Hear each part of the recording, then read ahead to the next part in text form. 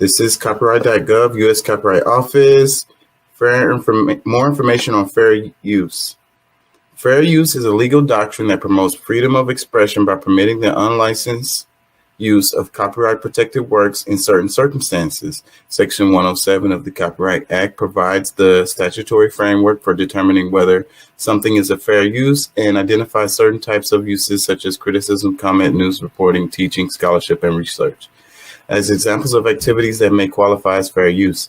Section 107 calls for consideration of the following 4 factors in evaluating a question of fair use: purpose and character of the use, including whether the use of the commercial nature or is for nonprofit educational purposes, nature of the copyrighted work, amount and substantiality of the portion used in relation to the copyrighted work as a whole, effect of the use upon the potential market for or value of the copyrighted work.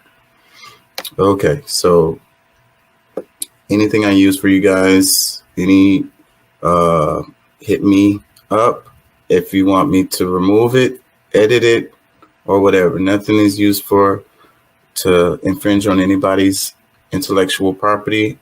I don't intend on doing that, and I don't intend on profiting from anyone's intellectual property. So I'm glad to edit or delete anything that's any of my videos that I've used of anybody. So that's it.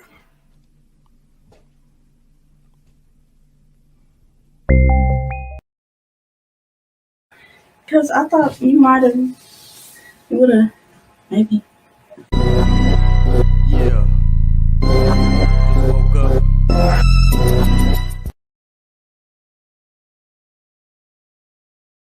Done, son.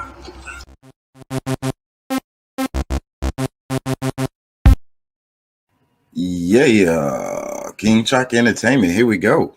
If you haven't already, like, comment, share, and subscribe. Check us live and become a part of the show on Facebook, Twitter, Twitch, and YouTube, Wednesday and Thursday at 11 p.m. and Friday and Saturday at 1 a.m. Central Standard Time.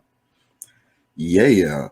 While you're playing the game, working out, cleaning, or whatever, check out the more refined audio versions of the show on Spotify, Apple, Anchor, and more. Keyword King Chaka ENT. Yeah. Shouts out to Pat, Doc, Deuce, Curtis, Brendan, Elliott, Juanita, Jay Lethal, Tariq, my Twitch follower, Francisco, and others for always supporting the channel. Yeah. Race, spirituality, politics. Let's talk about it. We generate interest into what has happened and what is happening in our world. Therefore, creating activists. Let's go. Dale gas, baby. Hey.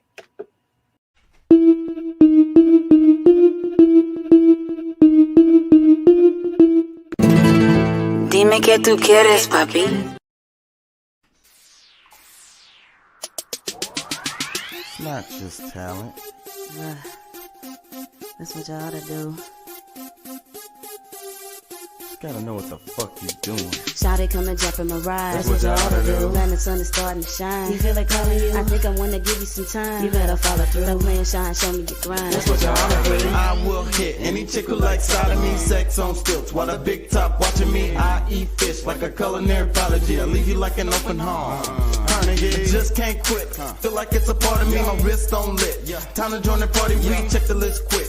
Who got the bottle? See a poker face chip. I know she gonna swallow me, bite my lip. While I'm watching people watching me, that's not it. Won't you climb right on top of me? My mind's so sick. It's a function of my bodily. My mind's so sick. It's a function of my bodily. I feel it, you feel it. She say I'm feeling it inside of me. I dig it, you dig it. We digging all over your bodily. Come get it, I'm with it. I'm gon' get it on the bottom. Come get it, I'm with it. I'm gon' get it on the bottom. Shawty come and jump in my ride. That's what y'all ought to do. When the sun is starting to shine. You feel like calling you? I think I wanna give you some time. You better follow through. Stop playing shy and show me your grind. That's what y'all ought to do. I done heard, I done thought, now I wonder and wanna see. She said you really are the king of the jungle, but can it be? Now you really gotta work and be holding the head of me. Cause if you don't know how to stroke, it could cause a catastrophe. I'm a soldier, so I seek and destroy you so naturally. Put some scratches on your back and then ask what the matter be. Demonstrations why the dudes and the women be after me. Leaving weak and desperate, crying to see me on bad knees. They saying where she go? Daylight, flashlight, put me on extra glow. I tried to tell you though, platinum sunshine's about to blow.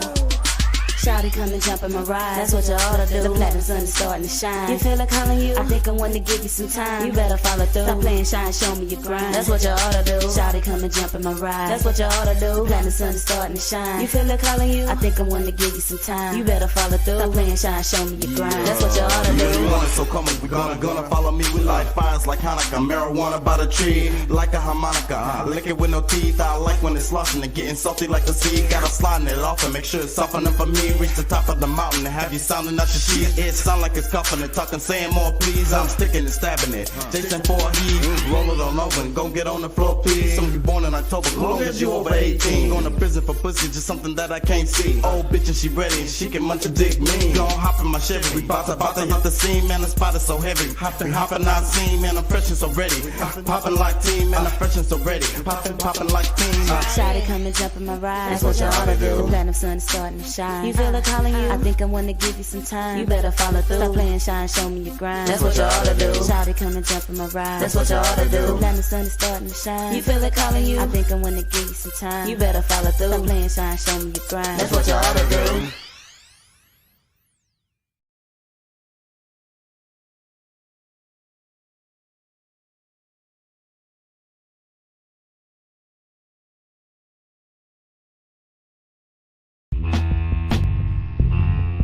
One, two, 1, 2.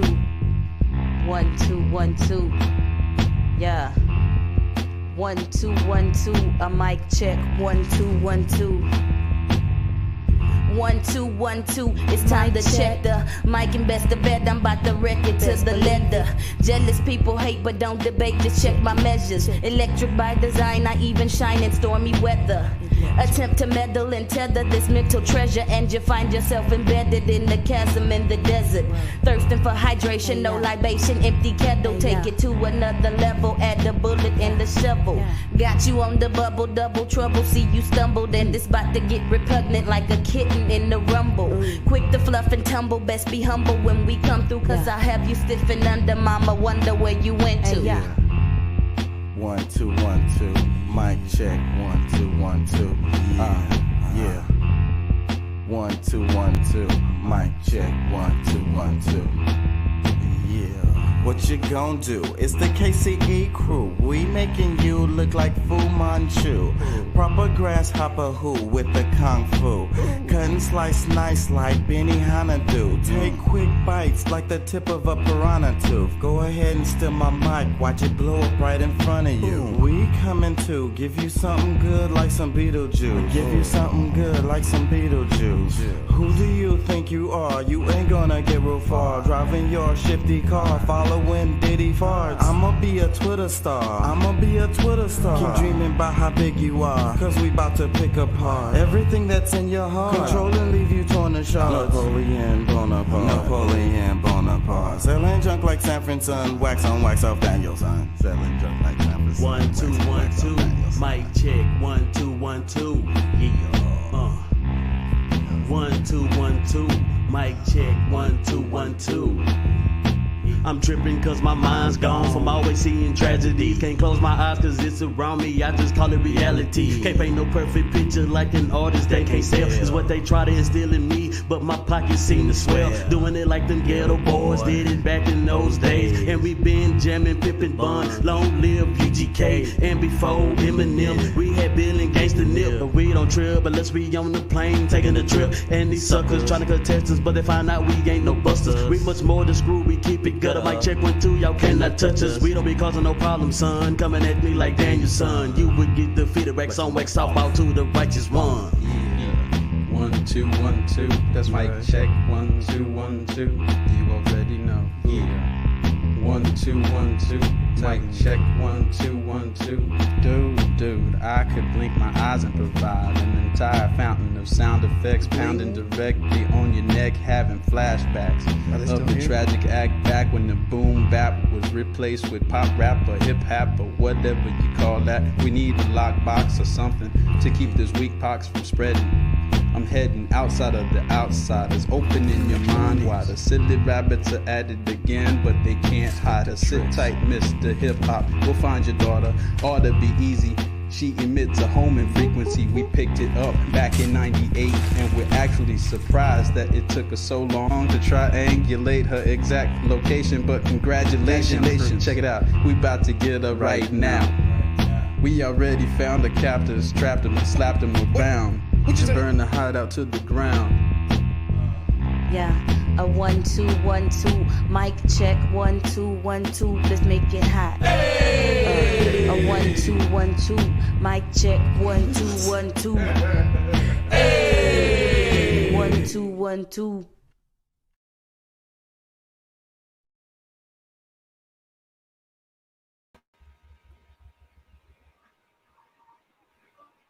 Hey, Hello. how y'all doing out there? How y'all feel? Remember, we want you to be an activist. And don't take my word for it. Look that shit up, please. And thank you. Hey, Ma, how you feeling? I'm good. I didn't know if I had you or not.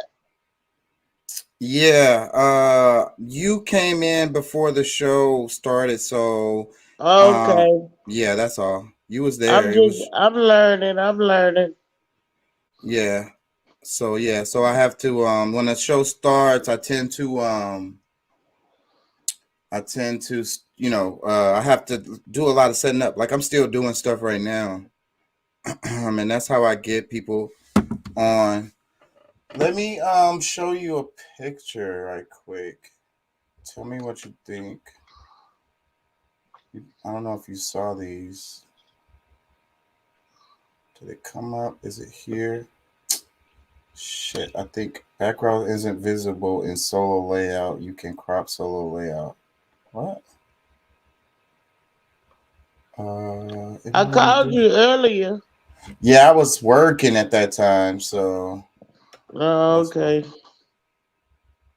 Oh, I think I know why I'm doing this wrong. Is Deuce coming on? I think he said I didn't even send him a text because I think he said him and his wife is gonna be. Oh, okay, here it is right here. Is he be gone all the time, so whenever he got time to spend with his family, it's kind of a big deal. So yeah. You see this picture on the screen? Okay, my eyes is crossed. Hold on. Yep, that's your daddy, Lil Jeff, and his kids. That's when they came down. Because Jeff called me and he gave me these pictures because I guess he found them or came across them or whatever, and he thought I would like them, so he called me and sent me these pictures. It was about a week or 2 weeks ago. Yeah, that's when I had me and Daryl had broke up and he wouldn't leave, so the apartments on White Oak gave me another apartment. And I was in a whole different apartment, not 2222. I mean, not number 22. I don't remember the number, but it was right below the apartment that you and Christy ended up in. On the other side. And that's when they came down to visit. And your daddy was so happy. Yeah. I even got another picture. I'm gonna show you a couple. Look, check this one out. Yeah, Lisa showed them to me. Okay, yeah. I was wondering if I'm not mistaken. Well, no, that's not my van. I thought at first that's not my van. The mustache really threw me off because I don't remember. Yeah, the big mustache. The yeah, the 70s stash. Yeah. Oh yeah. Yeah, so yeah, the mustache. I don't remember the mustache. It looked kind of Yeah, different now. I remember that jacket, that hat, the shirt. I don't know if I remember the yeah, glasses. The glasses too. He keep everything yeah. forever. He was cheesing with his grandbabies. Hmm.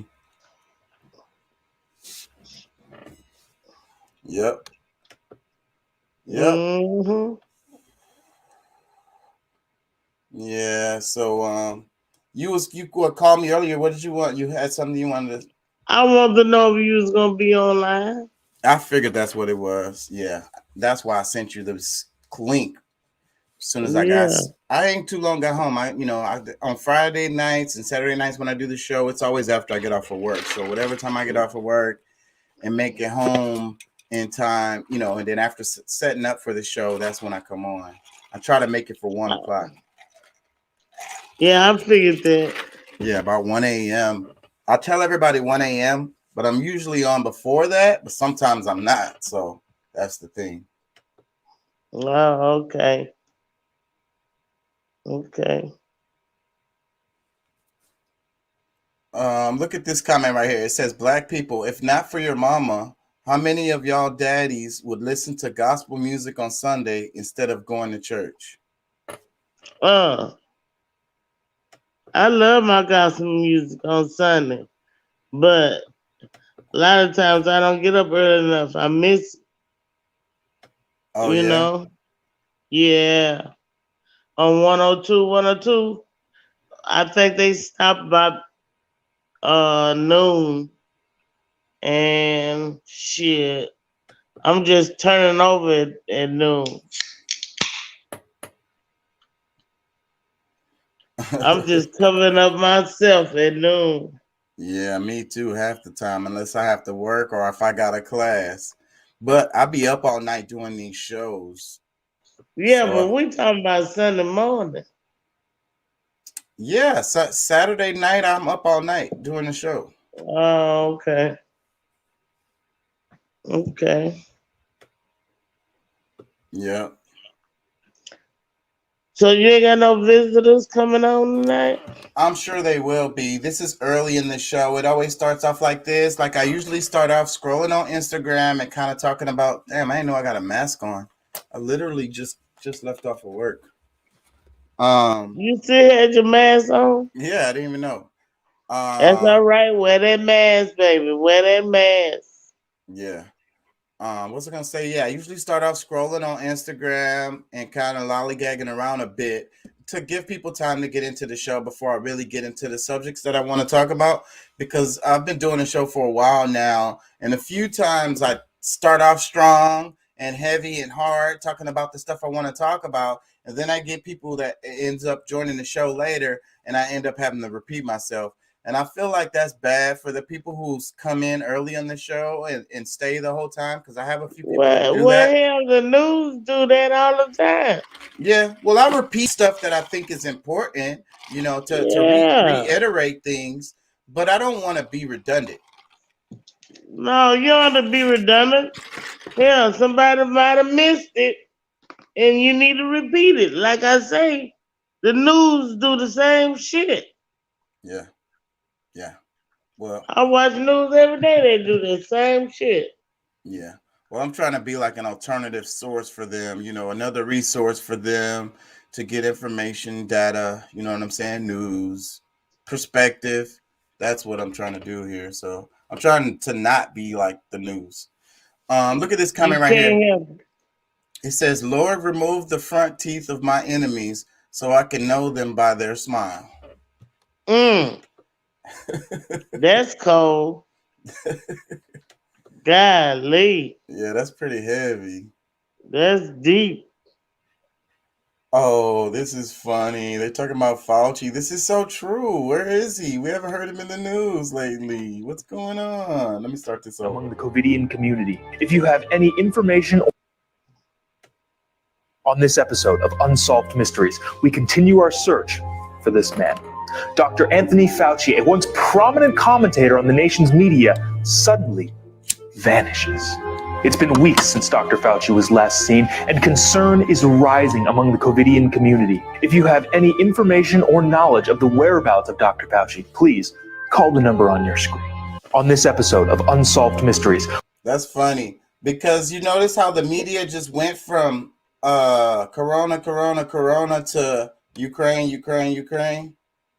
Right.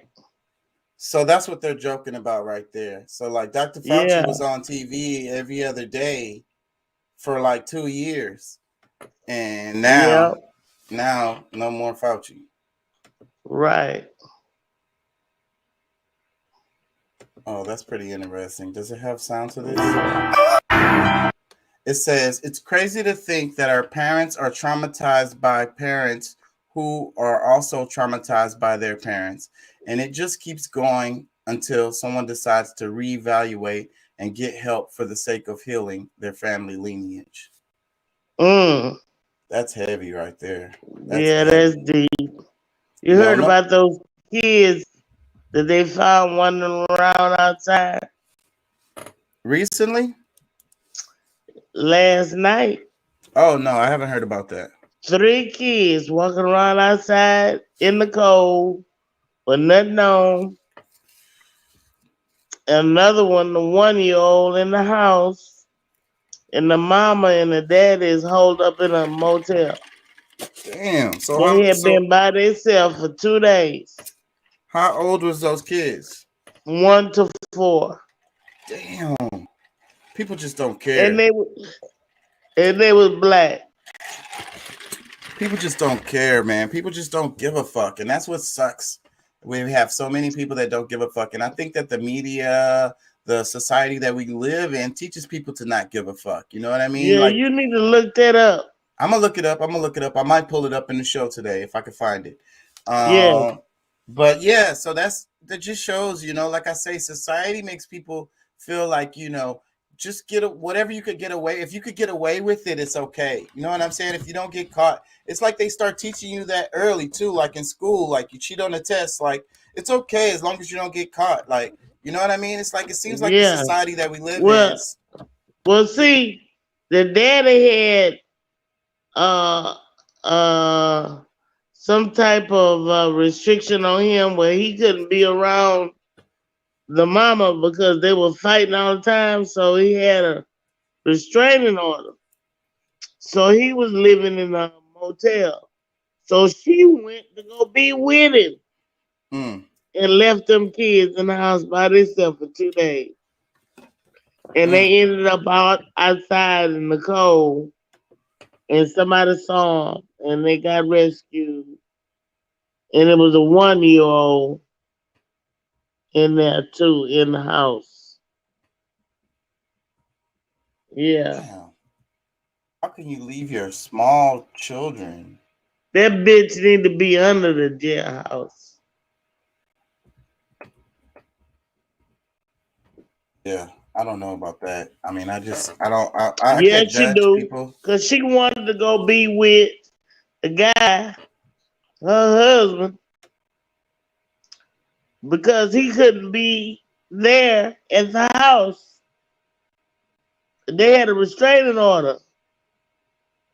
So she broke all that, went there where he was to lay up with him and leave the kids in the house by themselves. Let me see. I think I found it. I want to make, before I show this, I want to make a comment about this generational trauma. Like it says family lineage, like healing the family lineage. Like we all make mistakes, and there ain't no book to teach you how to really take care of your child, be a good parent. And then on top of that, your parents didn't know what they was doing, and they probably messed you up a bit too. You know what I mean? So yeah. I'm not saying you, I'm saying people in general, your and their parents probably messed them up. They didn't really know what the hell they was doing. You're right. It's just unfortunate. Unfortunate. Well, she didn't need to have 4 kids. She had no business having 4 kids. If she ain't want to take care of them. That's right. And that was their father. Is this the video? Is this it? Let's see. One to hear 4 children, all under the age of 4, were found alone. Investigators believe the children Yes. were in North Harris County for up to 2 days. Their parents were later found at a motel miles away and arrested. Their mugshots you see here were released just within the last few hours. KPRC2's Taisha Walker is live in that neighborhood, and Taisha, That's it. who found those children. Keith, neighbors not only found those children outside of the home behind me, they also discovered a toddler who had just fallen from its crib inside of the home. They were able to get help and food for the starving children. Angela Huff and Markel Dorsey are the parents of the 4 children Harris County deputies say were found abandoned at a spring home Thursday night. Huff is facing child endangerment charges for leaving her children alone to fend for themselves for possibly 2 days, according to Harris County Sheriff Ed Gonzalez. Dorsey has been charged for violating his bond. Court records show he has multiple assault charges for choking Huff in hotels, evading arrest, and violating a protective order. The 2 were found at this hotel 30 minutes from the home that neighbors discovered the children, partially clothed and wandering outside. We were coming back home from the Valero down the street, and you just see them there in the driveway, just running around in the street as well. I blame the mama. As she, her sister, and boyfriend all went inside of the home and discovered more children. So there's water all over the floor, and the most sad part was when we seen a chair right by the fridge door open, and it's like they're hungry. They've been starving. They were just saying that mommy was dead or mommy had crashed. They say they heard a loud thump and believe it was the 1-year-old child falling out of the crib. I really hope that the kids, end up in a good, proper home and that the system does right by them. Damn. The children are in the custody and care of relatives tonight. Only the mother is facing child endangerment charges because she was the one who allegedly left them alone here. As for Dorsey, the father, That's right. was told that he was staying at the hotel as part She of the the one condition of left. his bond. He is not allowed to have contact with Huff, but as we all know, that did not happen as of last night. Reporting live from. It's just a whole mess. Like it sounds like they pay Elijah. It says device not connected. It just kicked you out. Maybe your phone or is Yeah, I'm having a problem with my phone. battery is low, so maybe that's what it is. It just kicked you out. I didn't kick you out. The thing says device not connected. I had you in there and it just kicked you out. So it might be the power It's on my your phone. Sometimes it's that. So this is just an unfortunate circumstance because from what it sounds like they just kind of had drama with each other, and it sounds like a lot of those cases were just cases with them two, having a fucking toxic ass relationship. But when you think about this all the way around, you got to think about the kids as far as the best person for them would be their parents to be in their life, right? So, but look, both of the parents is finna be fucked up. And these kids are probably about to end up in the system. It says device not connected. Oh yeah, they in the system now. Yeah, so is that good for the kids? How good is it really for the kids to be in the system? It's better than what they in now. They not really in the system. Other family members took them. They with family members. King Elliot, I can't add you because of probably your battery power on your phone. That's the only guess I have. It says device not connected. It won't let me add you. What were you saying, Ma? I said they with family members. Yeah, that's what they said in the thing. But hopefully one of the family members can take legal custody of the children. Yeah. But other than the kids ended up being in the system, you know what I'm saying? Yeah, no, they're not gonna be in the system. They with family. Yeah, it's just a horrible situation all the way around. It sucks. Damn, and then the racial aspect of it. It just so happened to be a white lady who came around and saw the kids and was the one to be the good Samaritan and call the cops. These 4 kids roaming around outside, which is the right thing to do. I'm not saying that it's not. It seems like a lot of times these kind of stories, like I always be saying, why is a story a story? You know, some stuff, you know, I mean, like this is a horrible story. Don't get me wrong. But what I'm saying is it also can uphold certain stereotypes. Like what I mean is a lot of stuff be happening around the city every day. You know what I'm saying? The producers of these news shows get to make choices about what they get, you know, highlight. You know what I'm saying? So what I'm saying is a story like this is perfect to highlight, saying that a black mom is sorry, the daddy is sorry, they had a hotel, and then the cases was like he was choking her out at the hotel. So they do this regularly. They go to rooms and get into fights and shit. He had a restraining order. That's why he was in the motel. Yeah, exactly. So it's like but she chose to go be with him and leave her kids by themselves. Yeah. So that just shows they had a toxic relationship, you know. Yeah. And it seems like all those cases that they had weren't real, like violent. They don't sound like. What I'm trying to say is now they have all these records, these felony records, and a lot of they just needed couples counseling or some shit, or maybe they needed to break up. Some kind of intervention. You get what I'm saying? There's something wrong with her. He done choked her out about 4 or 5 times, and she coming back to go back to the hotel for him to do it again. Yeah, that just sounds like a toxic relationship to me. Yeah. But you had somebody that was trying to come in and couldn't? Yeah, it's a couple people coming in, but that, like I say, that's how the show goes. We start off slow and then we trickle in, and that's how it goes. Yeah, because this is a good subject. Yeah. The black mom. I lost what I was gonna say. Damn it, I lost it. Yeah, this is a good subject about. You there, Pat? Yeah, man. How you feeling, man? Good, man. Shoot, it's had a late day, but you know it's all good. Man, anytime you here, bro, I appreciate it. And I ain't been on that long, anyways. Okay. Yeah, I haven't been on that long. Yeah, I came. Well, you know, I saw you sent me the link or whatever, a couple of videos I didn't get a chance to see because it was kind of late, but I sent those late, so I really didn't know if that was gonna work out anyways. But I still might cover those videos. It's all good. You can shoot. I'm good off the rip. Shoot. Yeah. You got you some rest in. You sound awake. Yeah, man. I had a load I was supposed to pick up at 14:30 this early today that I didn't get until 11, and right around 11 o'clock. So 2:30, and you didn't get it to tonight. Yeah. And so what about you? Got to roll in the morning? Well, yeah, I won't roll again until about 11 in the morning. So.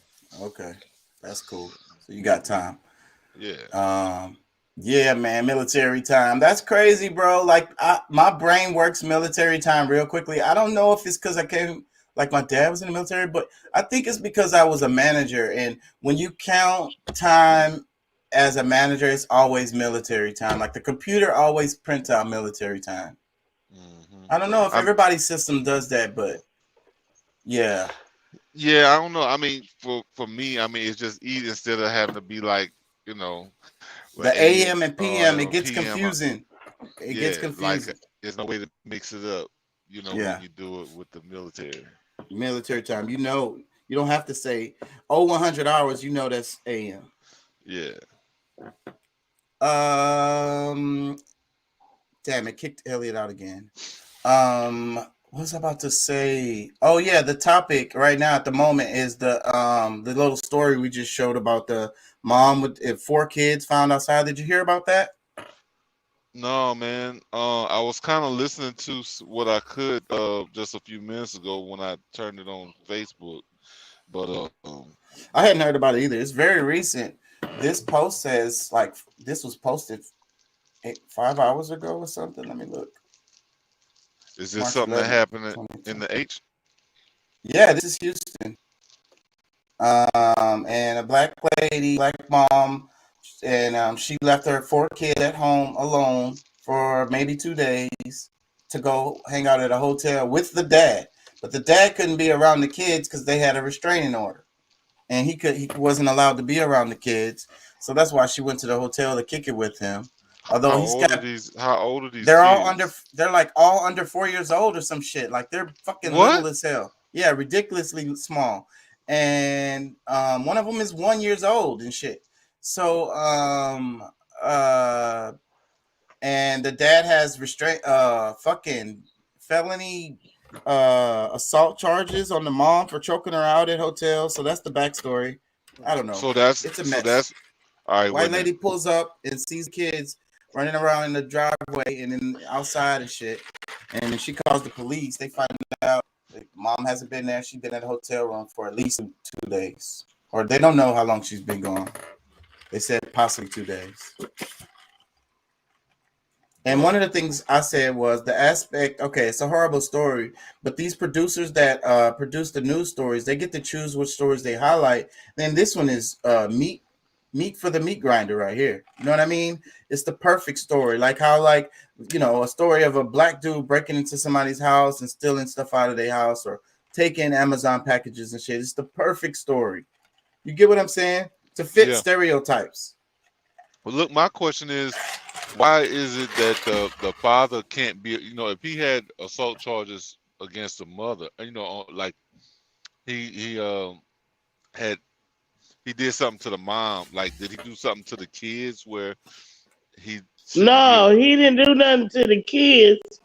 He had a habit of assaulting the mother. Yeah. So he had several bonds that he was on for like choking her out and fighting her. So he couldn't stay at the house. It wasn't against the kids. It was the He couldn't stay at the But house. see, my thing is, all right, you got you know, if he can't be at the house, and they got 4 kids, I'm gonna say at least 2 of them his. Why she can't bring the kids with her to the hotel with him? You know, like, and who really knows that he's there? Because I mean, the only way that That's what I'm talking about. Yeah. like it don't really make sense. Like, I mean, It don't. It don't. And now they got like felony charges, I think. Now he don't, cause he ain't do nothing wrong. He was away from the house like he was supposed to be. All the charges are gonna be against the mother. Yeah. Well, they said he went to jail, so he had outstanding warrants or something. I don't know, but I know guess the charges. he got warrants or something. Yeah. But who else we got on? Who else we got on this call? This is my mom. This is mom. How you doing? It's been a minute. I'm doing good. How you doing? I'm doing very well. We Who is this? Well, I don't know which Pat, one you Ashley's- remember it. Yeah, Ashley's cousin. No, I don't remember you. Ashley's cousin. Well, we only met through the podcast. The last time you were on, I guess. Well, I can't say. Was it the last time or? That's when Alifa was on, me and Alifa?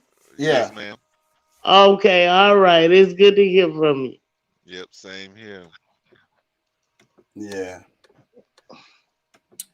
Ashley's cousin. Did you ever meet Alara? Who you talking to? You, Mom. Did you ever meet Alara? No. Okay. I thought maybe you did. That's the connection. Yeah, so tonight, the name of the show is Bring Academics Back to Spirituality. So I kind of want to talk about the connection between academics and spirituality. and I also have a few videos, but That just sounds interesting. I got to see what kind of angle this is. Because I don't. You get kind of tricky sometimes. That's why I got. I do it on purpose. But what do you think though? What do you think that means? Bring academics back to spirituality. Well, man, I honestly like that's a wide one. Honestly, I mean, because me, it's I guess if I was to just say, if I was running with a title like that, I would say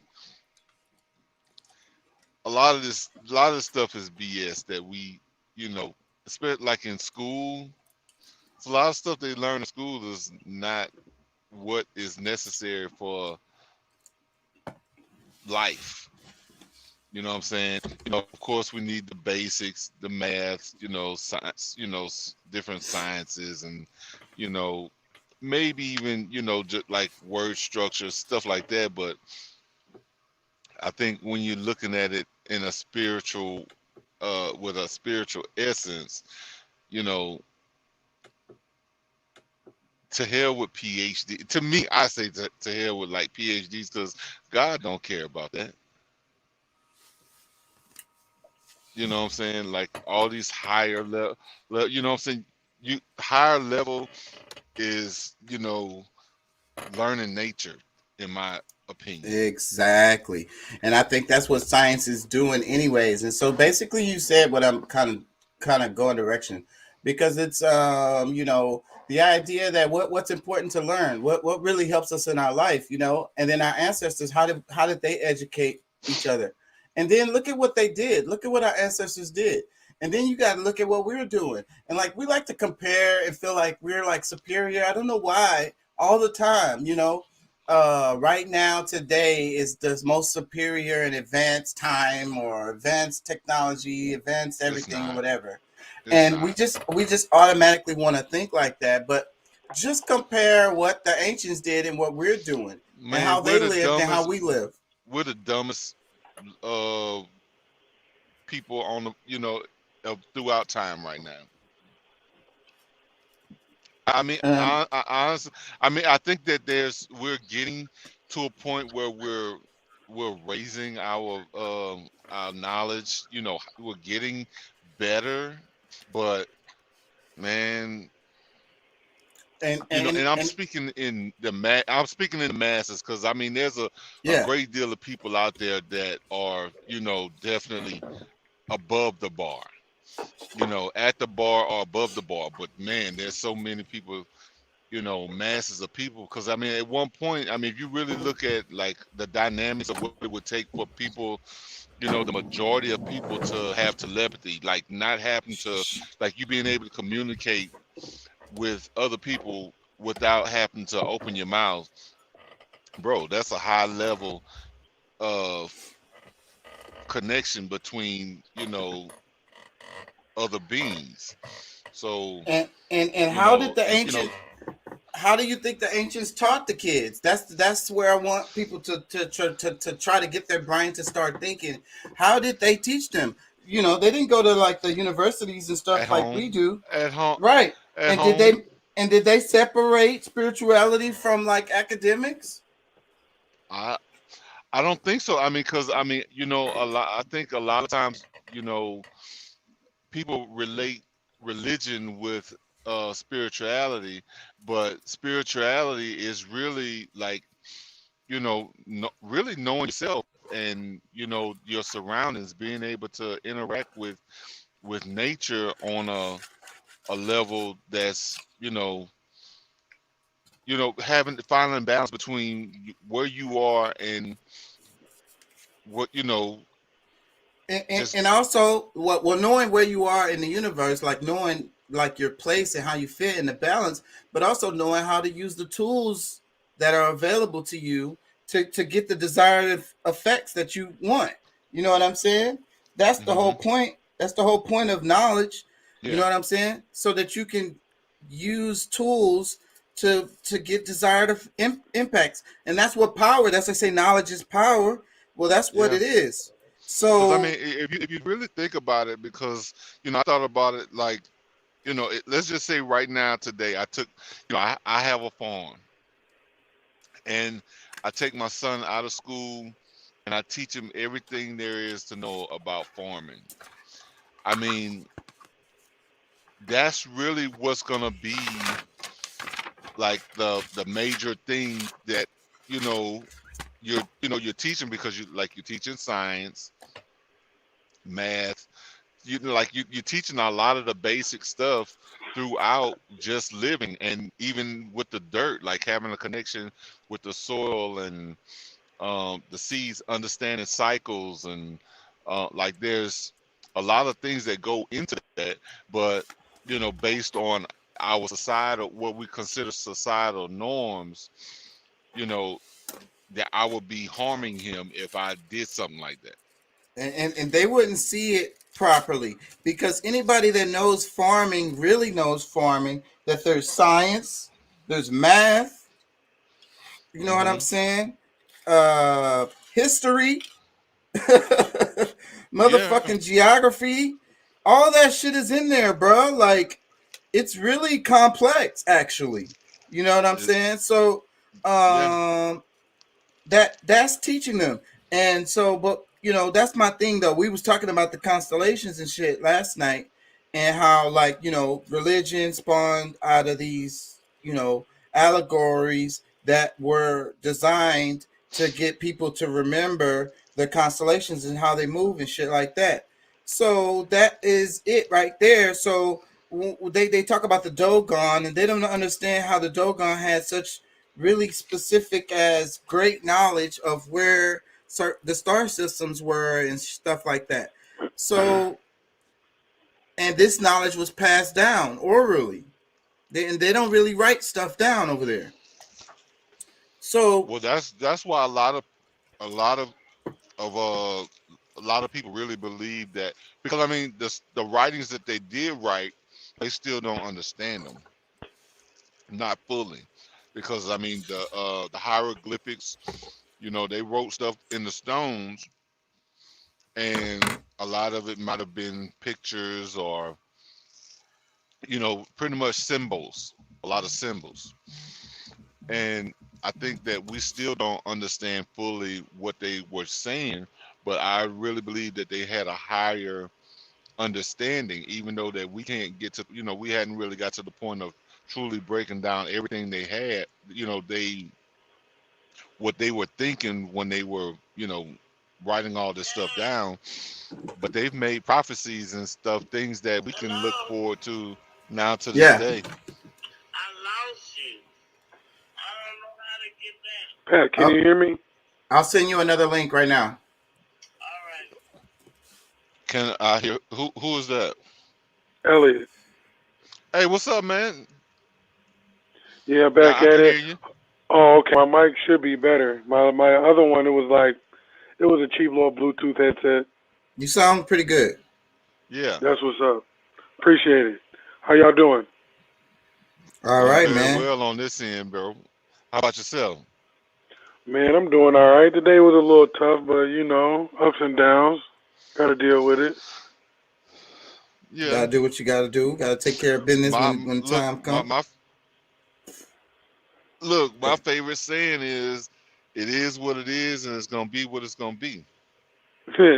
Right. So, I can dig it. Just keep on moving. Yeah. Yeah, man. I'm a full-time father and Forex trader, and I had a losing day today, but you know what I'm saying? I just kept it pushing, went to go get some money out the bank, and now I'm just sitting here relaxing, kids are asleep. Daughter's not feeling well, but she's well taken care of. Yeah, my daughter's feeling kind of sick too. Like a stomach flu or something like that? Not really sure. Yeah, mine just said she was all stuffy. Yeah, food is our medicine, so we're just looking at diet and hydration and, get to the basics instead of running to the doctor and, you know, them checking you and, you know, trying to pump you with something, give you something over the counter. I know my daughter hates taking any kind of drugs. I even have to like sometimes I have to be like take some damn medicine or whatever. But she kind of gets it from me. I mean, I can't really blame her, you know. So and then it's hard for a person to like, especially once they get older, to like force them to put something in their body that they don't want to put in their body. You know what I'm saying? Right. Yeah. But I'm gonna tell you, one of the things that, because I mean, you know, you can always look up things on. You can Google natural remedies for whatever it is that you're dealing with, or I can get on the phone with my cousin. You know, you tell me what you did, or I can connect you directly, because you know, girls sometimes don't want to talk to the guys about everything they dealing with. You know, I can hook her up with my cousin. She'll be glad to help her out in different little things to stay with nature, you know, natural products. You know what I'm saying? Yeah. Well, I think my daughter. I ain't gonna lie. She would probably be interested in that, knowing her. She would probably like to know more about that. Well, good. Yeah, maybe I'll 'Cause, I send mean, you her that's number. You can text her. Yeah.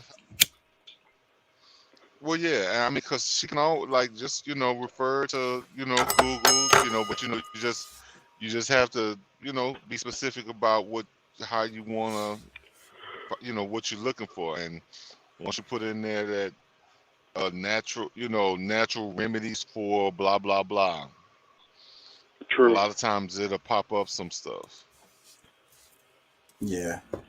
Let me play this little clip right quick. An indisputable fact that the prices are higher because companies are making decisions to take advantage of this situation, not share the pain, but double the pain on you guys. Yes. They then ironically send their lobbyists to go tell the politicians that they own all of the Republican Party and unfortunately a decent chunk of the Democratic Party to go out there and tell you guys, oh, your wages went up too much. That's why there's inflation. You know what? We can't do child tax credit. We can't do all these things that would help your family because of inflation. I mean, look at that monstrous lie, right? They take advantage of the inflation to increase your prices, and then they use their greed to ironically argue you shouldn't get anything more. And remember, Pat, it is an indisputable fact. For the longest, I kept saying this inflation shit is fucking fake, and I was like, it's fucking bothering me, man. I feel like they're just fucking over everybody. Like it's just a tax. Well, I mean, to a certain level, because you know, we've had a few conversations about this, because I mean, you know, of course, inflation didn't have to hit the way it hit. It like, I mean, look, we talked about it when we talked about the gas prices. Right. I mean, even with the food, you know, like going to the store, because like, I mean, there's certain things that you know that you usually spend an X amount on, but they're like slowly raising the prices on food as well. Shoot, and they've been doing it for a while. They've been doing it for a while. The cereal boxes have gotten smaller. Have y'all noticed that? That's one of the things they're doing. Is the price might stay around the same or maybe go up just a little bit, but the packaging gets smaller and the amount that you're getting is smaller. Yeah, that's psychological warfare as well. It's the same thing. It works in the same way. But that was one of my biggest problems with the whole thing is, okay, if inflation is going this, you know, to be this high, why do they wait? You know, they can raise the prices right away, but they don't change the employees' rate of pay at the same rate. And minimum wage hasn't gone up in years, and the prices of everything has gone up in it forever. Yeah, and the people who are paying more, the only reason why they're paying more is because they're having so much struggle with having people to come to work. Well, I don't think so. I think it's all a game. And then it's like the people, their jobs, like I say, they haven't gotten paid. They're not paying them more, even though they know that inflation has been going up. And then everybody's rent is going up. You know what I'm saying? I would ask y'all we all got weird ass circumstances, but if anybody out there knows, but our rent did get raised recently. So it's like they keep going up on the rent, and then they're making it more difficult for people to buy houses. Yeah. We just signed a new lease. Yeah. So, anyways, they're making it harder for people to buy houses. BlackRock. Oh, we talked about that off air. I don't know if we talked about it on air. What's that other company? You got the investment company Vanguard. Did we talk about this on air? Anyways, I don't think we did. BlackRock and Vanguard. It's basically own everything, and then the investments, and then it's like BlackRock buying the houses. Like when we had the bubble, the housing bubble, 2007, 2008, or whatever it was, Wall Street crashed. They bailed out the banks. The banks ended up with these homes, and then the price, they made it harder. They was like, okay, we're gonna help the consumers. So these people, they got these bad loans. These people couldn't afford these houses. So we're gonna make sure that people can. Obama said this shit in one of his speeches. We're gonna make sure that people are qualified and that they actually can buy these houses.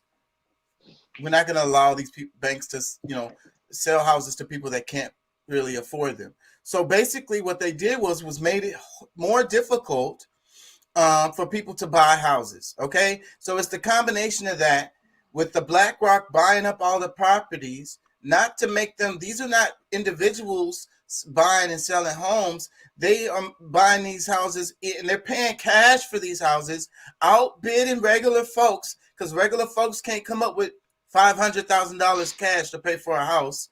So outbidding these folks, and they don't care about paying over market price either, because they know they're going to make their money on the back end, because they're going to turn this into a rent house. That's a game too.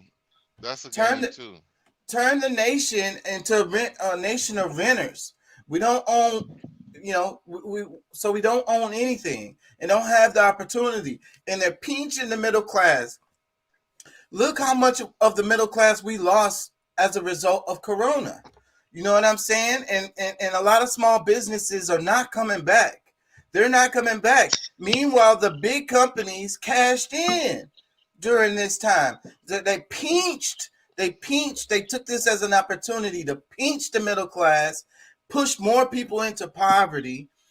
Either you moving into poverty or you're moving into extremely wealthy. You know what I'm saying? One or the other, and just pinching on the ones in the middle. Does that make sense what I'm saying? Yeah. Even with the taxes, a lot of people don't understand it's really the middle class that pay all the taxes, because poor people don't have money to pay taxes, so they get exemptions, and then you got the rich people. They rob them of what they can take from them, but then the middle class is the one who's paying the most and overall. Because the rich people dodging the taxes completely.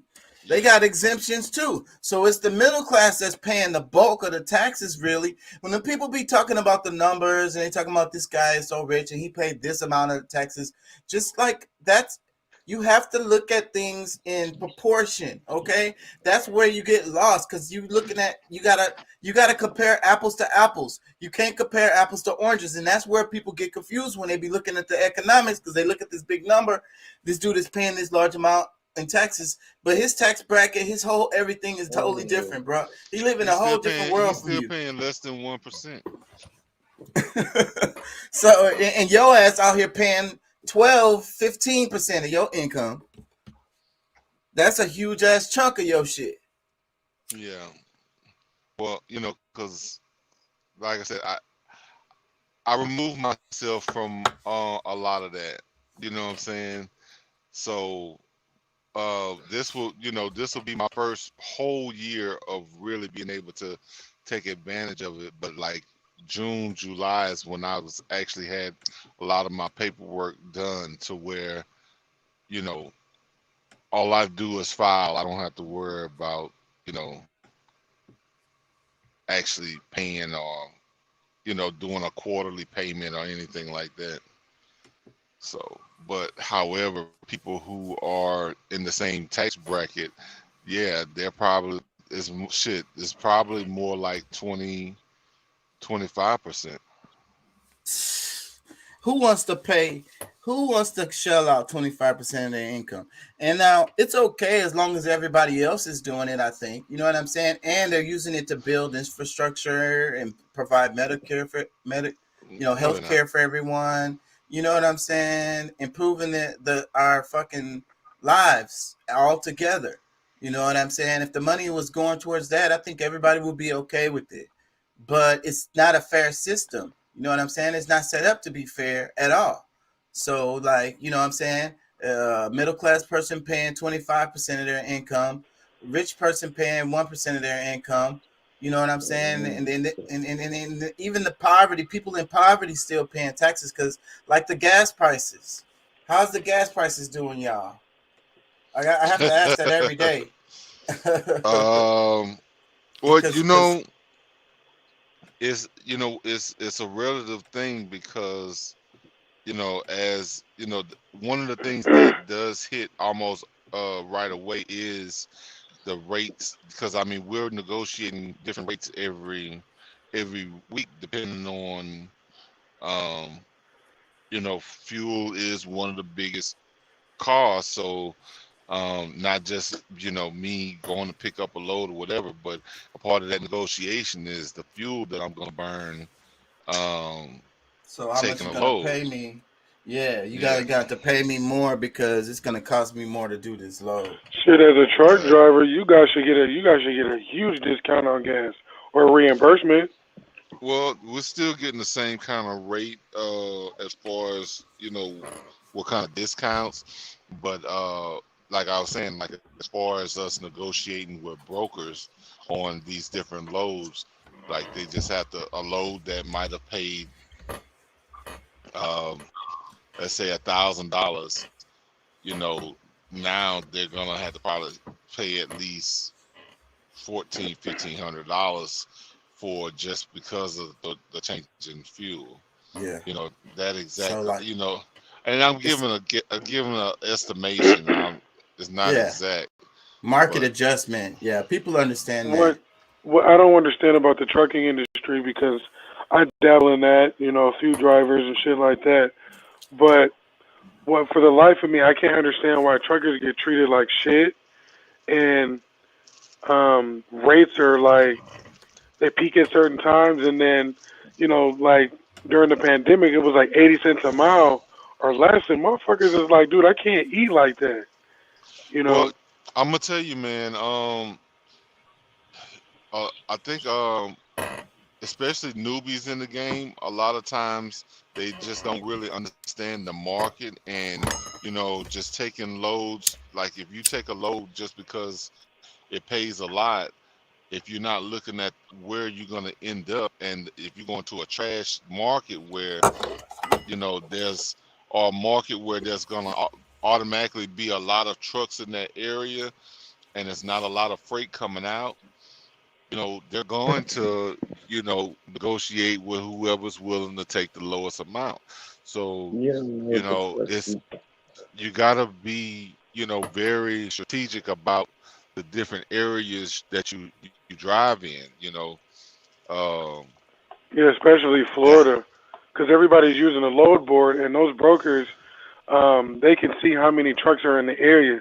So if there's 1,000 trucks, they can lower the rate, and then whoever picks it up first, boom. Yeah, exactly. But they're doing that in a lot of areas. I mean, Texas is a place that I stay away from until it's time for me to go home. Damn. Damn. And and that's because what the relationships that my company has, that isn't really so much going west. It's more so Midwest, Northeast, Southeast. Oh, well, that makes sense. That just happens sometimes. Let me play this clip. All right, go ahead. For that type of inspiration. I don't know what he's gonna We say. call it our music. We say we own it. White people buy it. They said, no. I got hundreds of songs a day that talk about assaulting women and abusing kids. Would you put them on your station? They said, no. I said, I got hundreds of songs a day that talk about murdering blacks. Would you put them on your stations? They said, well, that depends. Depends on what? Who it's done by and who it's branded for. Because if we can get black folks to sing about it and we can brand it for our youngest black audiences, I think there's money to be made. I think there's American appetites to see these people that way. I said, how can you say that? They said, well, look, it's what these artists know. It's what they, black people, create. It's, matter of fact, our surveys say it's what they want to hear, which speaks of a sickness. How do we live in a society where somebody says, you know what, I'm inspired to write a song that celebrates murdering another person. And then a person says, I'd like to put that on my station. Another person said, I'd like to pay for it. And then there's people out here in the audience that go, I'd love to hear it, as long as it's black guys. Because even white people buy rap music, buy this type of stuff, because we know that when we want to hear about killing each other, we know who to turn to for that type of inspiration. We call it our music. We say we own it. White people buy it. They said, no. I got hundreds of... Damn, that's kind of heavy. What you think about that? Oh, man. Elliot? That's a heavy topic right there. Yeah, man.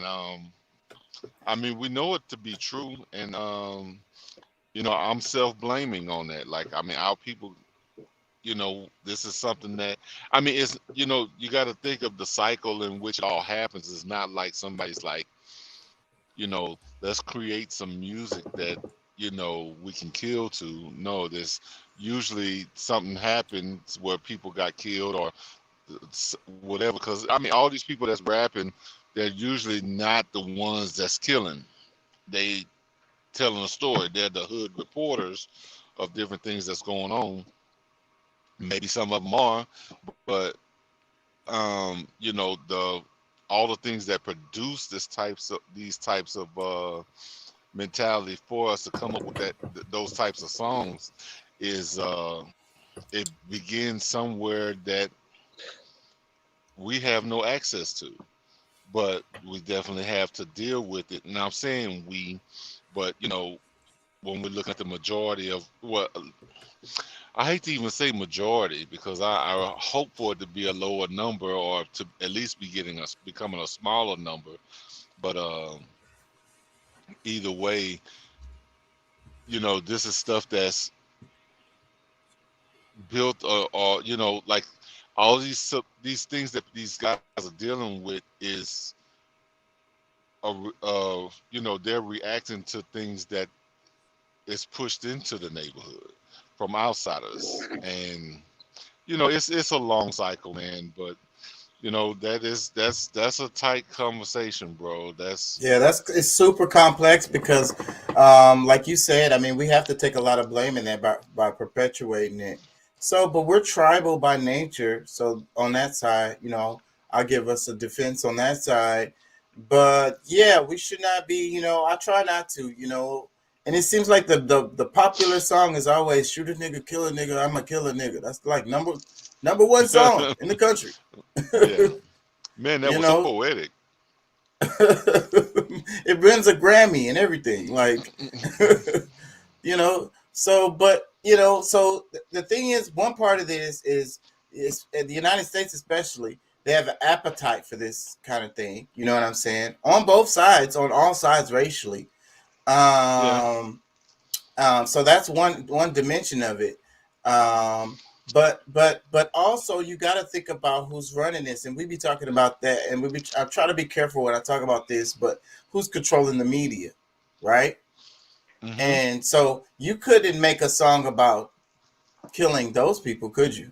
You think that song would make it to be number one and get a Grammy? Man, them people are so sensitive. I mean, as soon as you hear something where you're talking about the Jews, bro, I mean, you can talk about some history that they don't like. It could be totally true, but they just don't like that part of history. They can have you canceled or shut you down and have you apologizing for telling the truth. So they got so much power when it comes to the media, the music, television, movies. So yeah, you're not gonna be able to talk bad about them people and have a hit fucking movie. When was the last movie you saw that was talking or even just joking about them? Bro, they got mad when Jay-Z talked about real estate. It's like, you know, you want to know how to do it. Look at how the Jews did it, and that's like a simple little thing, like nothing harmful in any kind of way. But they found a way to be upset about it just because they said, you know, he mentioned their group of people. You know, because I mean, I can go deep, because I mean, they ain't even the real people. But however, since they have power, they can exercise. Yeah. And you gonna exercise it if you have power. And that's one of the issues that we need to fix. I want to play this clip because I'll be talking bad about Ben X, and this looks really good. Like, this is the kind of shit that needs to be happening. So, and I'll be talking bad about him, saying that he's not really for the community and that he's just about making money. So, but this right here looks good. Not to the swift though, nor to the strong. So this is what's going down in the hereafter, man. We got the third cabin being dropped off right now. You see the people in the back. We doing for self. We uniting. We owning land. We building. We got our own excavator back there. And yeah, man, the race is not to the swift though, nor to the strong, but to those of us who can endure to the end. This only the beginning. Yes, this is great. Yes, we making strides, but at the same time, we ain't nowhere near done yet. It's just the beginning.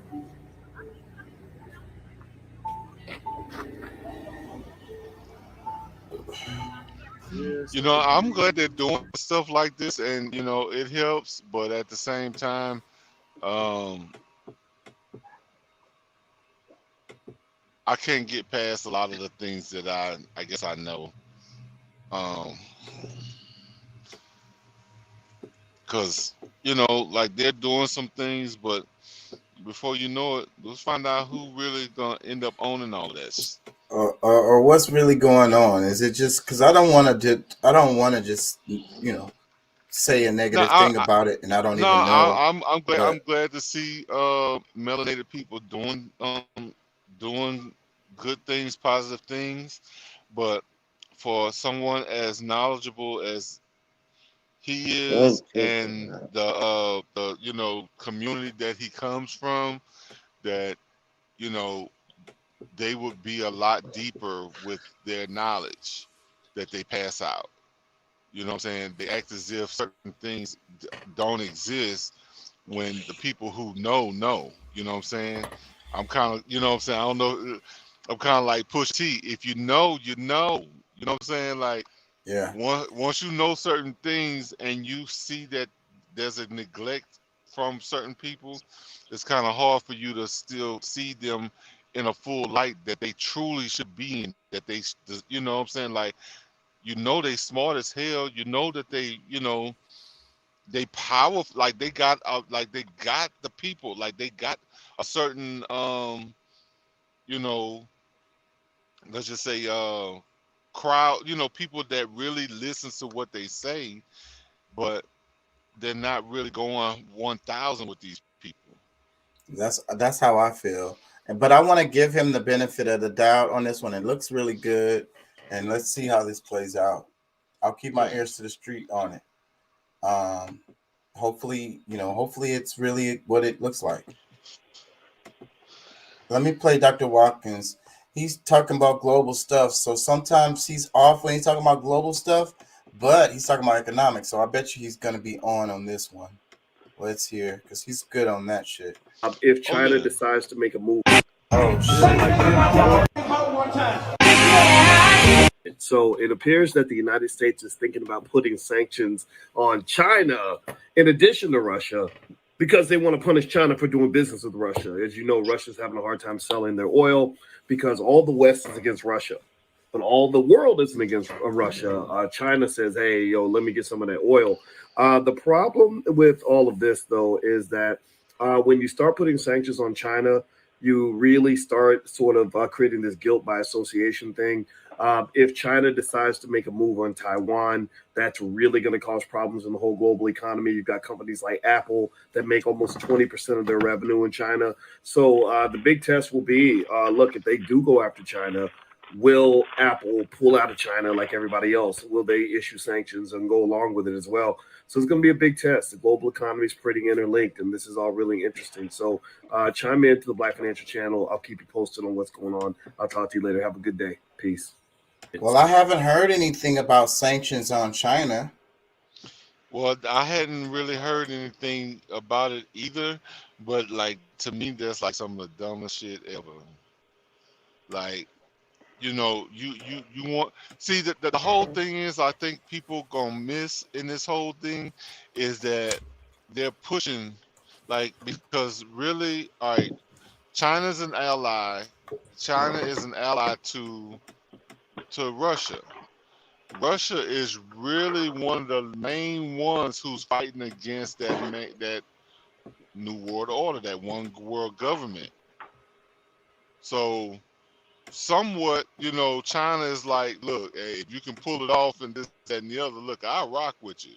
But otherwise, you know, I'm trying to protect a lot of the other interests I have, blah, blah, blah. So, you know, they tone the line. So they trying to make China pick who you gonna roll with. You know what I'm saying? You gonna roll with him, or you gonna roll with us? You know, let's let it be known, because it's war about to go. It's really gonna happen over there. I don't think it's gonna be a major war, and I hope not. But I mean, America's poking the bear. United States is poking the bear. Who the fuck knows? Yeah, they're poking the bear, and that's the whole thing. Like they like, yep, I you know, like Rush's like, I wish a MF would. Well, it's like, well, I would, is what America is saying. I would. They want all the smoke. They're not gonna say it. I mean, they're not gonna say it in the news like, oh, it's them, blah blah blah blah blah, because they still using Ukraine as a shield. They're trying to, you know what I'm saying, because they know if they show that they're the ones that's actually starting the war or whatever, it's all out. It's, you know what I'm saying, that's number 3 in the works. World War III playing out. I don't think so. They're gonna do underhand. They're gonna keep doing underhanded stuff for a while.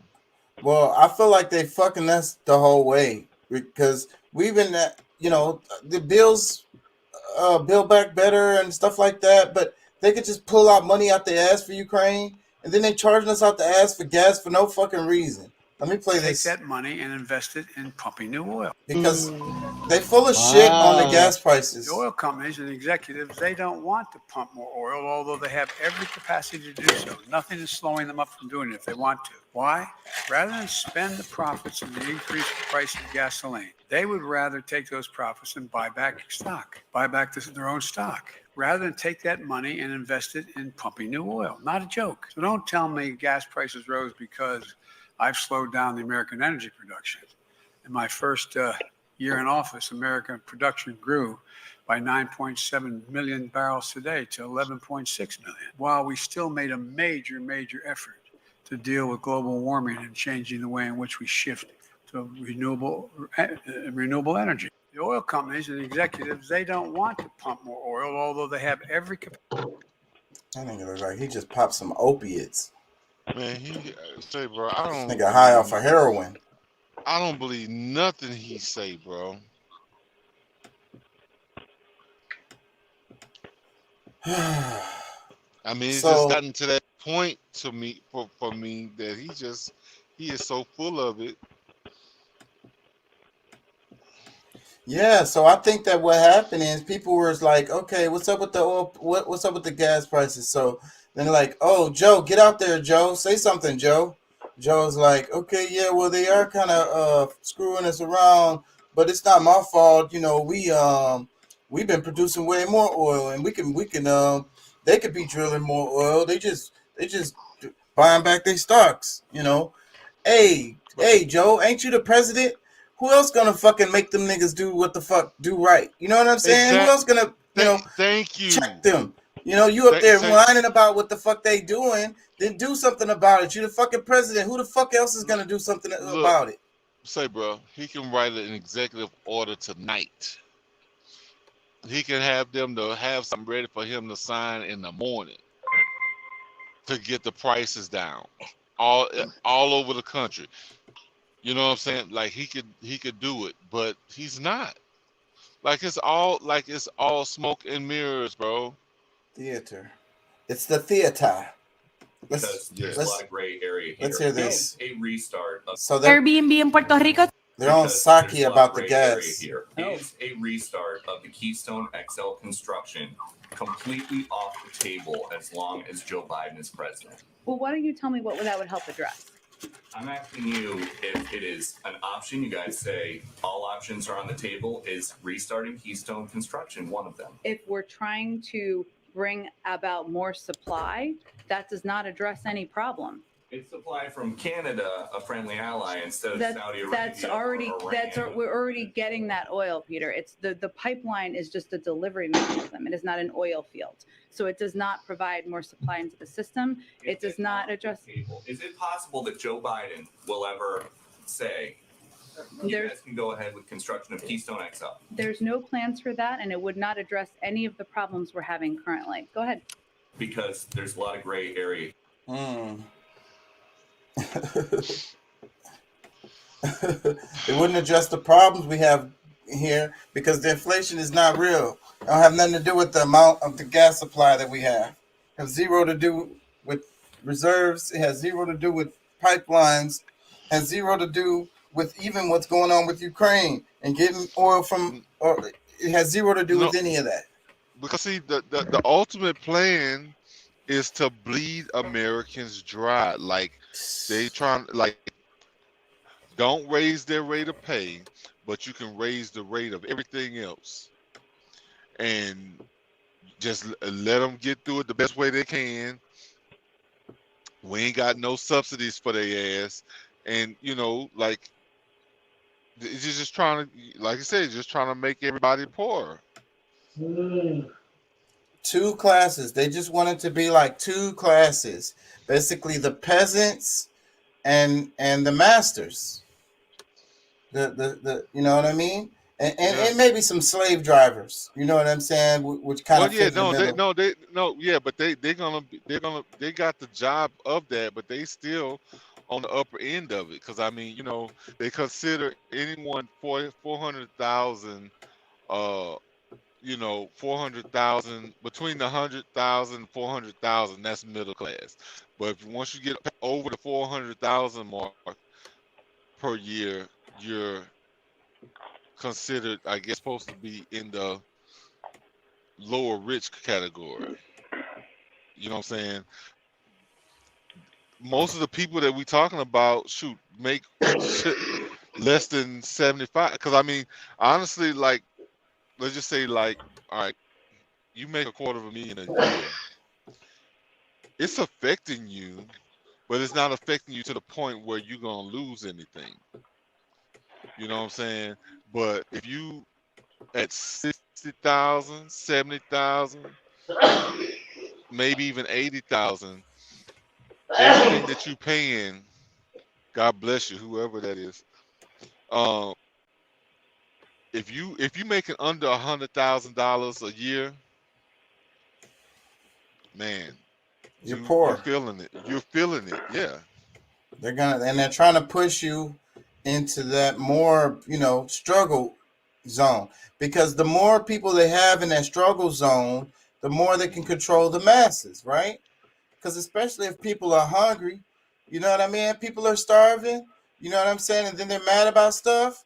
Shit, give them some cake. What did they say? Let them have cake.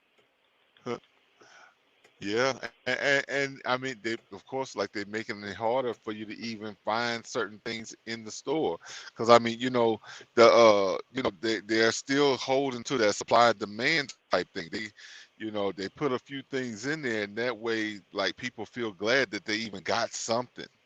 You know what I'm saying? Like if the stores were full to the rim with stuff and the prices, like damn, they got all this stuff and they still charging. Like I mean, it's a psychosis. Yeah, but you have to realize, how much you're actually really being taxed compared to your actual wages. Your check is being taxed, and then everything you buy besides food, shelter, and clothing, um, it's a big issue, and That's especially if you don't know how to save or compound your money or investments or anything like that. We're being highly taxed, and most people don't even know it. And you take in consideration life insurance, dental, um, everything and so forth. I mean, how much are you really making at the end of the day? I mean, and that's a good point that you're making, because I mean, let's just say that's the gross. If we're talking about somebody who's making a gross 100,000, all right, you being taxed, like usually that's and of course in Texas you getting just federal, it's being charged on federal level, not state. So let's just say you hit that 20-25%, you at 75,000 now. Yep, Let's just it's say, and if taxation without representation. That's what America was founded on and trying to get away from. And once the big banks came in and they said we're going to control everything and we don't own nothing, everything is like a liability. People, if you don't have an LLC, you can't write anything off. that's well at this point, yeah, but I'm gonna tell you, I think everybody should have one. Operate, third party, because I mean that's how they really treat you anyway. Like the birth certificate, a lot of people study that whole dynamic of how the birth certificate was created as a bond. That bond really is not you. The all caps in your name is not really you. So I mean, when you learn to kind of use that same dynamic for yourself, then you might be able to really do something. Because I mean, this is a corporate, you know, the government is a corporate entity. So I mean, anything corporate has more benefits than a human, because everything is civil. Nothing, there's civil rights, not human rights. You just got to learn how to exercise all of that. The crazy thing is, when you look in Black's Law Dictionary, a person and a corporation are the same thing. You yeah. can't put a corporation in jail. You can put a person in jail. And everybody's so used to the attachment of putting something in your name. That should be in like a trust, or I'm just gonna roll with that. Shit should be in the trust. It shouldn't be in your name, A and you trust, yeah. should be controlling that from a third party perspective as a person. Yes, That makes that's sense. I mean, they don't educate us on this stuff, and I need to know more about it. But I understand what you're talking about, and that's the same way that they dodge the law too, right? Whenever they get in trouble, it be the corporation or whatever that's in trouble. So, like you said, you can't take a corporation to jail. So then all they can do is sue them or something. The guy just closes the company and opens another one, files bankruptcy. if you ever had a ticket, who's actually suing you? The state, city. Yeah, that's not a person, but they're using that entity to make things move. Because I mean, honestly, like really a contract or true contract is between, it's supposed to be two people or two persons. And that's the thing, like a lot of people, don't really realize that all of those words make a difference. You know what I'm saying? A person is a really a business. It's a separate entity. So I mean, technically you're not a person. You're a being. You're a human being. You know what I'm saying? You're not truly a person, but based on the structure of the how you're presented to the court, because I mean they're trying to pin that ticket on the bond, not necessarily you as a human being. That all cap straw man. Let me play a Yeah. bit of this. Like when your savings account gave you 5% interest as opposed to what I get, which I think is a $15 fee for every time I bounce Yes. a check. It costs you money now to save your money. Yes. If you're going to save money, you give it to the bank.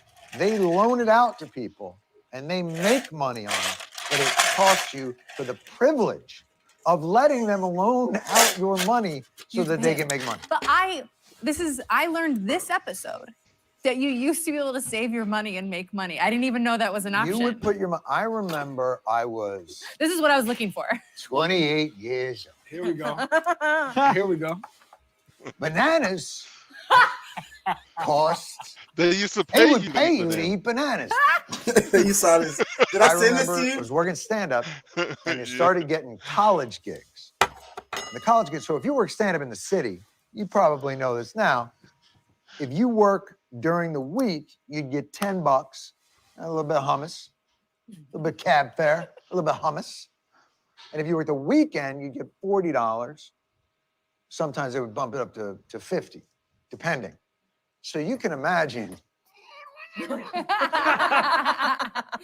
you know, you'd work those gigs downtown, and then you'd take the subway uptown, and you'd blow it all on food. Yeah, that's not what you're gonna say, but yeah, go ahead. But if you went food, and by food I mean cocaine. That's right. Yes. That's There right. we That's go. right. That's right. We used to eat. There was a wonderful French cocaine place. No. If you worked at college, though, one gig, you could get $500, $750, Oh. maybe $1,000. College. And all you had to do was go to like a Rathskeller at Roger Williams College, right? Sure. So you do, there was a convention you did called a NACA, I think. You perform, wait for the Southern colleges to walk out, Yep. Yeah. and then try and pick up some of Carrot Top's overflow. Yeah. Yeah. Yeah. So the first few colleges I did, I like got for the first time money to save. And so I went and I bought in a bank, I got a savings account, and I bought a CD. I've heard about That's some these. confidence. You weren't going to touch the money for a while. It was a playable CD. It wasn't. the- Oh, okay. Wasn't. Got it. but And- it was like you say, the whole idea of it was if I wait 6 months, I'm not gonna have $1,000. I'm gonna have 1,080. Yeah, but like that's not Right. possible anymore, Yeah. which I Right. didn't know. Your money's just sitting in a savings account, and while other people use your money to make money, because I'm not responsible with my own money, I guess, to not have it in a savings account. Like I thought savings account, that was my bar. All you got to do is save money, and now, like, It's completely impossible. The reason that your savings account interest rate is so low is because they're literally trying to incentivize you to invest Yes. by taking away the Exactly. incentive to save. It's like 0 interest. There's no other option in this world than stocks. Yep. Yeah. My bank's savings account interest rate looks like a blood alcohol flip. it's like point, It's- but it's not going to jail because it's not that high. Yeah. there we go. So when you go to your bank, do they say, blow into this? Right. All right. And you then get whatever registered, that's what they give you. Damn it, I meant to stop it before that. I might get in trouble. Anyways, what do y'all think? What I say think you? that's I think that's 100% true. I mean, you know, they you know, well, we bought some bonds and stuff for Patrick when he was he was first born and this, that, and the other. But like the safe, like they've taken all the incentives away from wanting for you taking a safe bet, a safe gamble for over time, you know, something to sit there that's supposed to be guaranteed money after a certain period of time. They took a lot of that stuff away because they, they the ones that have to come out of pocket. And, really they're not trying to have a safe ending for you.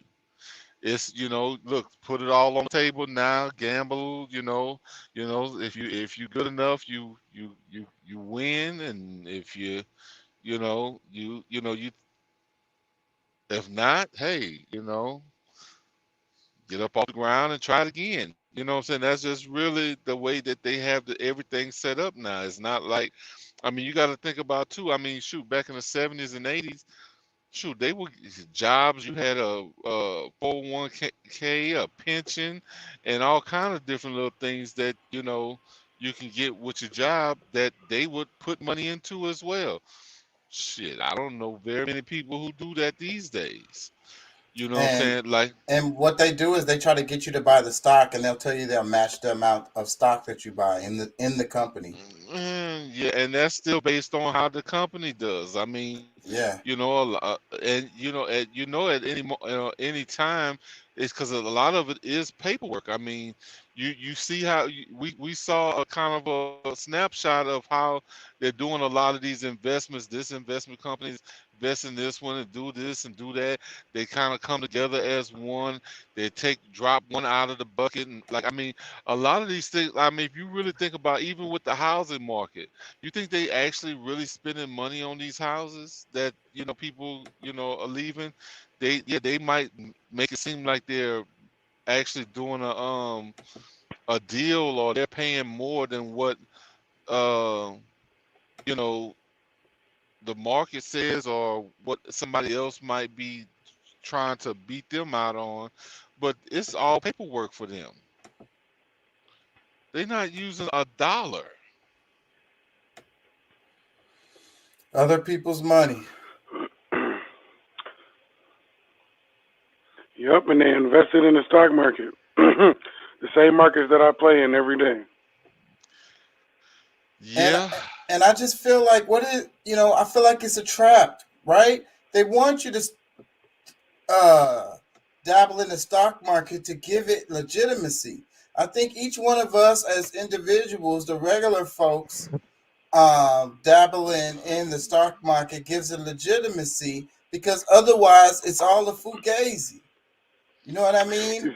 If you have a strategy and a trading plan, it's actually not gambling. The only time I lose in the stock market is when there's a sudden spike in the stock, and then I get frustrated when in reality you take a few steps back, you analyze the market, and you reform a plan. Other than that, it's very profitable. I made $1,000 in probably less than a week. Technically, I shoot for like $100 a day, but I can easily make $300, $400, $500 a day if I'm sitting on the market consistently like that. But I got family to take care of, and cleaning and cooking and things like that. But it's a full-time thing for me, and But that's my question. Are you plugged into the matrix when you're on the when you scroll in and doing your trades? I can agree. I can agree on that subject that I probably am, but I would prefer to do that than to work 8 hours of my time and get half the money. So I can make $100 in an hour or 15 minutes versus $100 and I'm at a job for 7-8 hours, depending on my wage. Elliot, look, let me back you up, because I feel in a situation like that, you're in the world, but not of the world. Like, as far as that matrix idea that you presented, is more so you being, you jump in the world and do what you need to do, but you're not really fully immersed into the world to where, you're a product of it. You know what I'm saying? To some extent. I feel like I have more of an advantage of my time, and I prefer to spend more of that time with my children than to bring them to daycare and them sit there for 8-9 hours a day. You know what I mean? I could teach them at home, and when they, the time comes, let them step out into the world and get some social skills and, just, communication and things like that. But it's very rewarding, and I feel like I'm getting my time and some of my freedom back because Yeah. working 8 to 10 hours a day at a job, I felt really detached. And running on the hamster wheel, working the 8-10 hour day, 12-hour, 16-hour shift is for the birds. I agree with you, and it does make sense to do these things. But my thing is, my question for everyone out there listening is, the video we just played, it said that it pretty much gives you no other option, right? So it's kind of like I be saying about Coke and Pepsi, the fake options. So it's kind of like, that's what they want you to do. Like I say, I think that it gives the game legitimacy when we play, because otherwise the unfairness, the ridiculousness, them playing with the numbers just floating back and forth. They be talking about trillions of dollars or 7 trillion or 8 trillion or something like that. Is there even that much currency in circulation in the whole world? These numbers are not real. Well, no, I mean they never the full amount is never in because I mean you got to think there's values that exist in other places that's not liquid.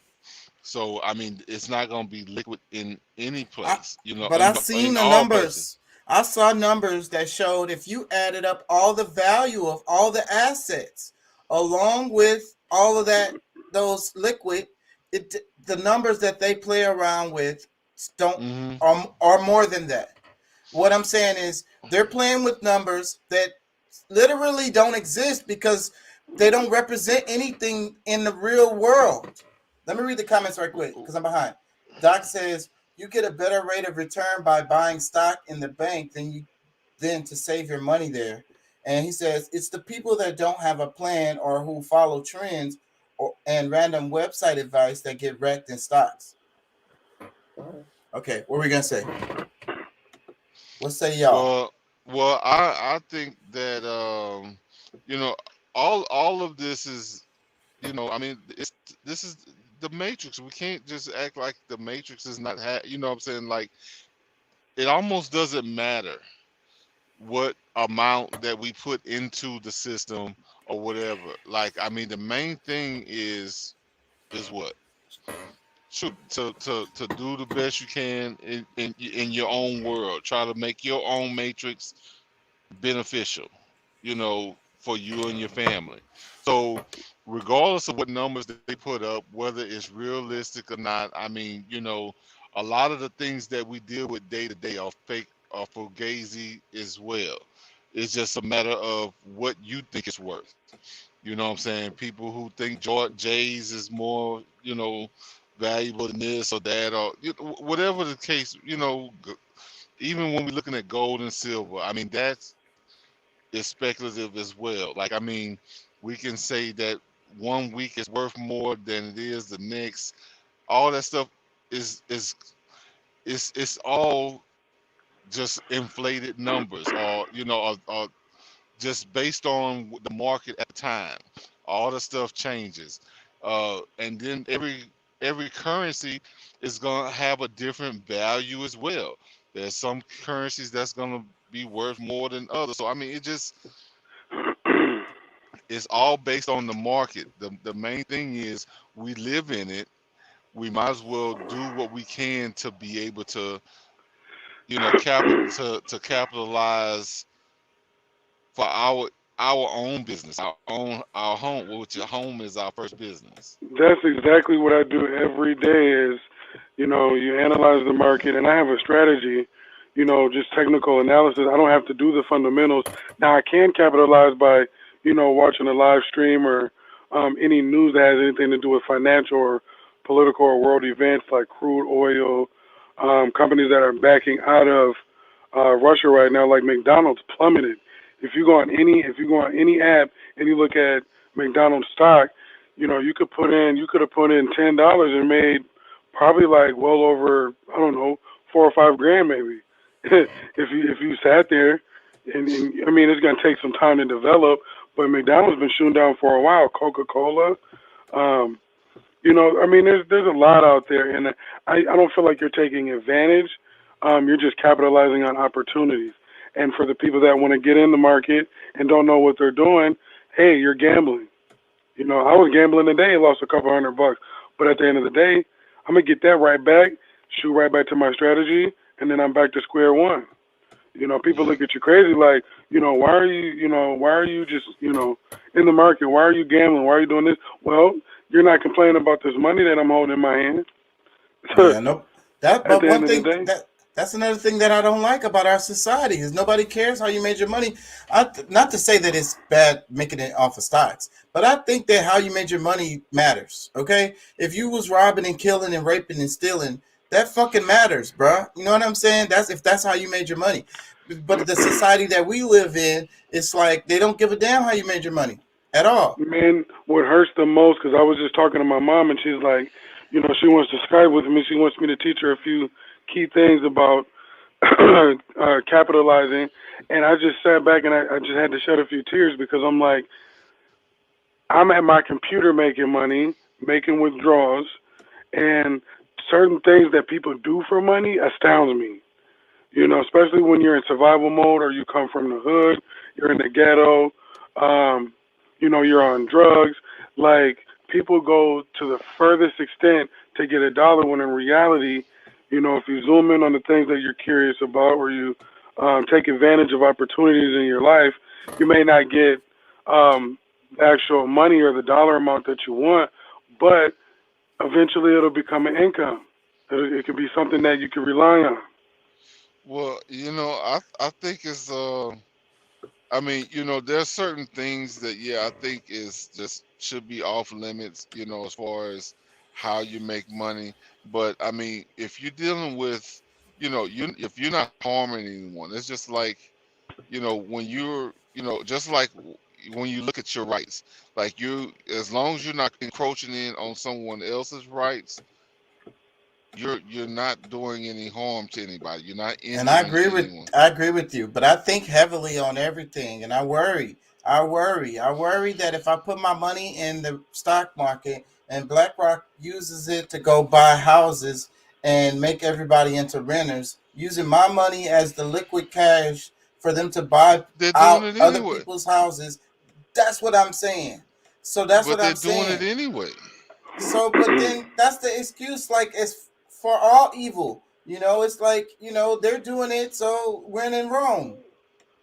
But okay, look, I hear what you're saying, but at the same time, like, I know we've had this discussion quite a few times.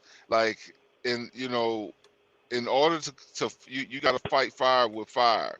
If you come, you can try to go there with water, but you might just steam up the place if you don't have enough. Like, if you got a cup of water and it's a whole house burning, you ain't doing nothing.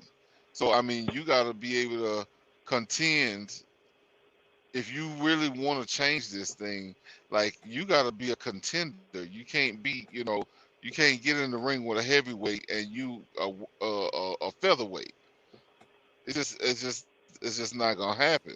So how do we change any of this if we keep, if we're just having a conversation about, oh, they doing this and they doing that? I mean, the conversation got to change at some point and say, well, look, well, I'm doing this and I'm doing that. What you gonna do? We can add to each other by, what I'm saying, like, you get something going, I'm investing in what the hell you doing. The same shit that they doing, like, we need to maybe take some of those same things, but we have our, plan of making things better for the world, for people. But just like they invest in each other, you saw the diagram, how they invested.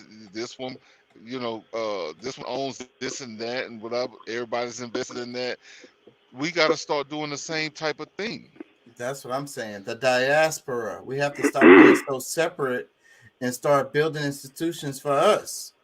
Yeah, but we got to build our own. We got to build our home first. I mean, before you can really go extend it, like, you know, I can help you invest in your business, but you got to have one for me to invest in. Right. I mean, I think because of the trauma and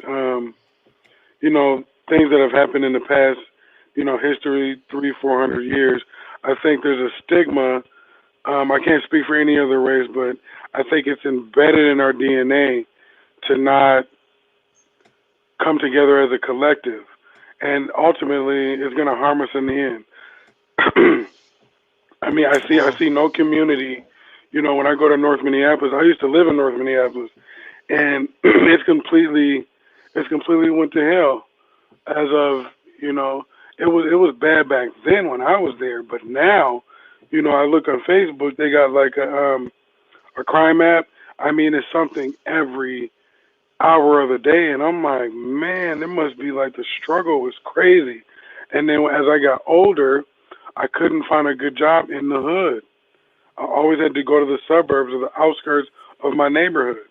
And then, I chose to live outside of the neighborhood because I didn't want my children growing up, even though it could be across the street, but as long as we're not directly in the middle of it, I'm okay with that.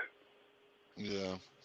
Well, I want to say this because us as a people, just recently in the last 100 years, 200 years or so, maybe a little more than that, we exercise these same things that they're like, because they learn from us. All the stuff that they're doing, they learn from us, our ancestors. We were the ones who had the one world government before they could get to this point.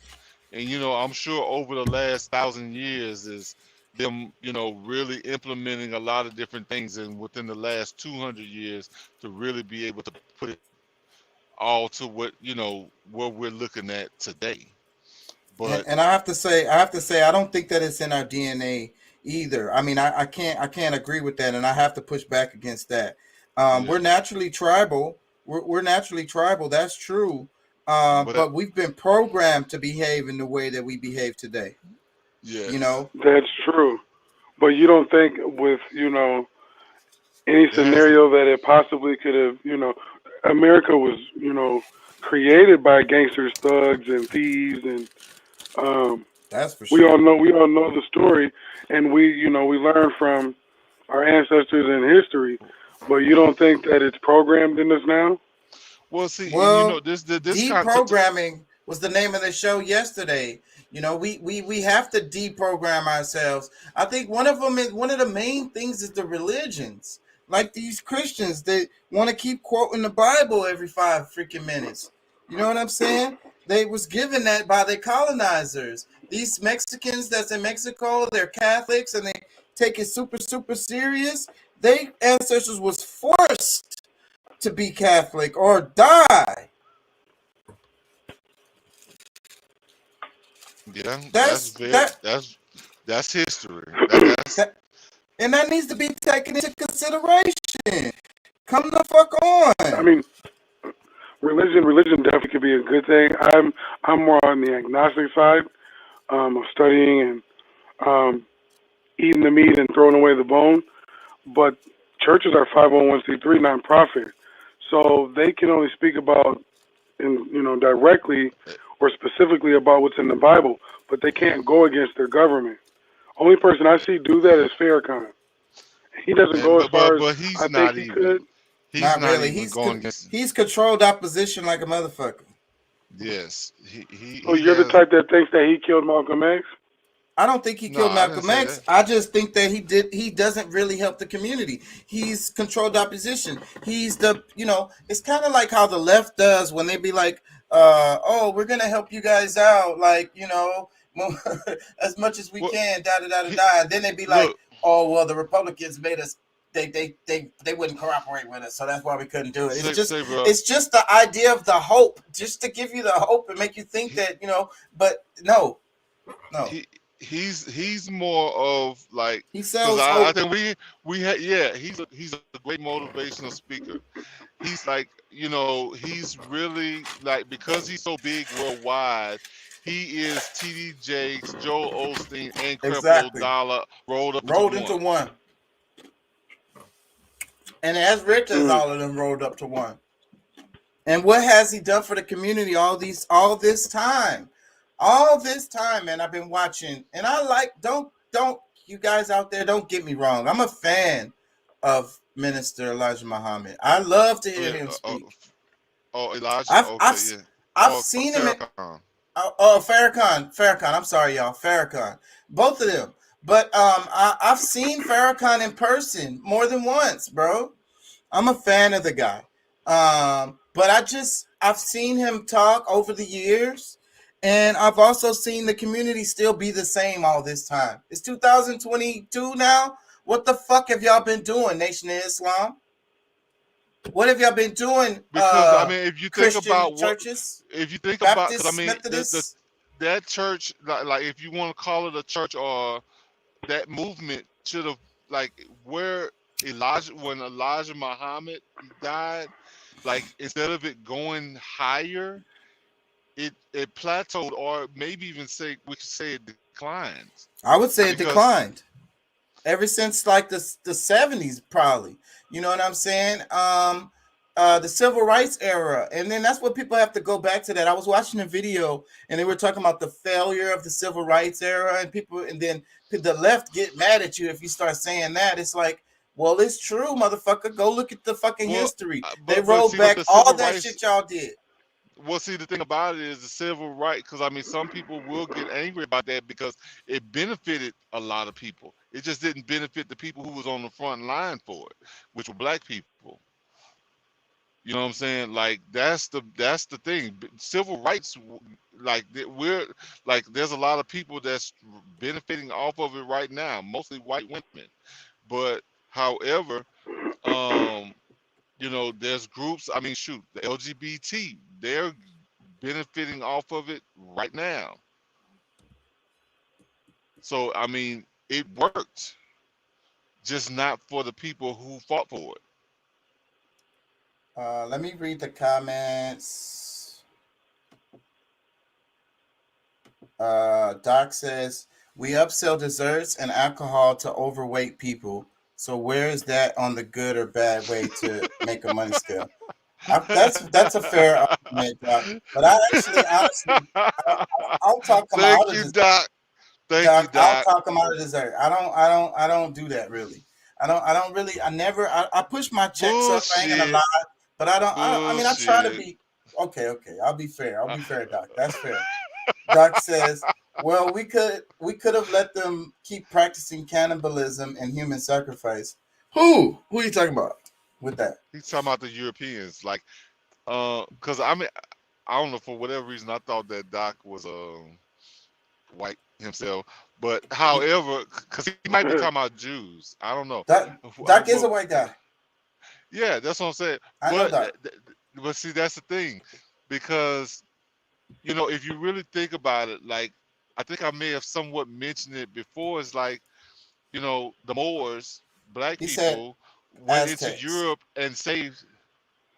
What you talking about, Aztecs? They were eating each other. Well, there was. The Aztecs were a conquering force. That's a complex thing. I don't even want to go there because that's my actual area that I freaking study. So, let me play a bit of this right here. Senior British Royal Prince William is being called out over his comments on the war in Ukraine. The second in line to the throne apparently contrasted the crisis to conflicts in Africa and Asia, adding that, quote, it's very alien to see this in Europe. And the backlash was pretty fierce. So after your ancestors, Prince William, stole, colonized, caused genocide on so many lands, you decided to make this statement. Your country was built on wars. It's literally your history. How do you have a 1,000-year history of colonialism, a literal 100-year war, launch 2 world wars, allow multiple genocides, and bomb a dozen nations since 9/11 alone, yet make this type of a statement? Prince William's comments regarding Africa and Asia are truly atrocious. You wonder if people like him are that uneducated or if this is all intentional. It's jarring that someone actually thinks Europeans are civilized and superior and the rest of us are trash. Senior British Royal Prince William is being called out over his comments on the war in Ukraine. The second in Okay, so what do y'all think about that? Propaganda. Yep, I was just about to say that because I'm like, it's all bullshit. I mean, oh man, it's always divide and conquer strategy. Why are they not trash now? What saved them from being totally wiped away from the planet 400 or 500 years ago?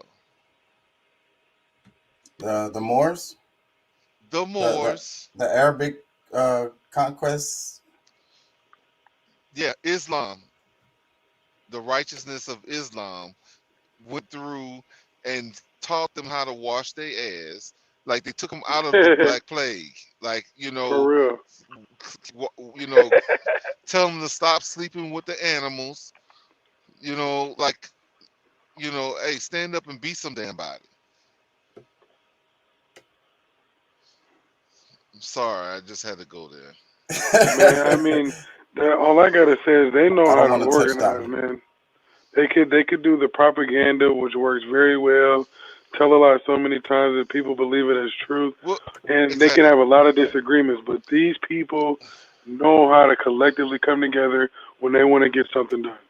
Yep. Well, and that's the thing. That's kind of the way that I'll the co-sign that. propaganda works. Is the people who don't understand will just listen to that and be like, "Oh yeah, okay, I get it," or whatever. But it's also there to piss off people who know better. You know what I'm saying? So. They cherry picked all those. They cherry picked all those comments too. The Twitter the tweets. Yeah. Let me read the comments. Doc says the Incans were the peaceful ones. If the Moors hadn't lost Southern Europe, mankind would be 100 years further along in technology. I think so too. And look, I'm going to say something controversial. And I'm not on the fan of Nazis, but if Germany would have won the world, we'd be 100 years further along in technology, maybe 200 years. Yeah. Who's to say they didn't win the war when they brought all their scientists from Operation Paperclip? Well, the Nazis won. You're saying if the Nazis hadn't won, or if they did win? Well, it seems like fascism kind of won. I'm talking about Germany, just Germany as a country, because Germany definitely lost. Germany definitely lost because the Treaty of Versailles and all the shit they had to pay, they made them do all kind of shit. They that's the reason why Germany is barely recovering to this day. Their technology. With you seeing and knowing that, who saved them out of that? And if we look at who saved them then, it's the same people who are saving them now. You could probably say Russia. No. That's who I would say. What are you saying? I don't know what you're saying. I would say America. Shit, Russia didn't want United nothing States? to do with them. Well, no, man, the United States and all that, like the money that they paid and shit. No, Germany pulled themselves up by their bootstraps after World War II, man. They had to rebuild their whole world image. I'm talking about the Nazis. Who saved the Nazis? Oh, the Nazis came over here. They came over here. America did. They came straight over here, and they've been here since. Yeah, Oh yeah, I didn't know what you was asking. Yeah, because if you really look at it, like America really shut down Germany. But we gotta separate the Nazis from Germany, please, people. Please, that's where the confusion is coming in, because I'm saying Germany and y'all are saying Nazis. Nazis don't represent Germany. Okay? I know. Nazis. I want everybody that's listening. Please understand that. This is not separating it. Yes, it's an ideology. It's not. It doesn't represent the German people as a whole. Even Nazism was a fringe group, anyways. Even within the time when they took over Germany, the majority of the Germans didn't feel that fucking Nazi shit. They wasn't on that shit. So no, Germans. So did I say something wrong? Are different. I'm sorry. We got confused because we was going back and forth between German Germany But no, and Nazis. I specifically separated them because I Okay. said Germany and I Okay. said the Nazis. Maybe I misunderstood. But what I'm saying is that, I don't consider them the same because yeah. you know they pushed them out of the like they were because I mean there's a lot of stuff that you know like Germany the same way Russia is like right now. It's like And no, these just not good people. I don't want yeah, they nothing got to do with them. infected. They got infested by Nazis, and that's what has happened to Ukraine. It happens. They infest. That's what they do, and they spread. It's like a damn cancer, you know. And then they teach their kids, and the kids grow up with that cancer. Anyways, my point is the technology, because Germany had, and to this day, Germany's technology is the shit. So, but the thing is, World War II dampened that whole thing. You know what I mean? Like they had built some badass shit. They tore all that shit up after after Germany lost the war. The Allies went over there and tore up all the shit that they had made. Some of that shit was really nice shit, like libraries and shit. Yeah. Doc says Nazi technology won, even though the country lost, it kept going in the U.S., Russia, South Africa, and Brazil. Well, the Nazi philosophy, I wouldn't say technology because I'm separating the two. I'm talking about the technology of the German people because those wasn't necessary. The Nazis took advantage of the technology of the German people, the German, the excellence, German excellence. He says, because all the scientists all escaped to those countries. Well, I would say the ideology escaped to those countries. Some of the science did, but the ideology didn't. There were The science got countries that stepped gave on. refuge. You got to look at it just like how they're trying to, find places for refugees now for these different countries. Yeah, is exactly what they did then. And they found refuge for these people. And look at those countries that he named now, like as far as their issues with apartheid, if you will. You know what I'm saying? Yeah. Brazil has a bit of an apartheid state. South Africa is post-apartheid, quotation marks. And you know what I'm saying? Russia has its thing, issues, a class oligarchy thing going on over there too. So, I don't know what the point. I don't know. I lost my point. Well, I think that is the whole thing is that we started with the whole idea of where these people were and how these things kind of transmuted to the day, because I mean we're talking about what 70 years now,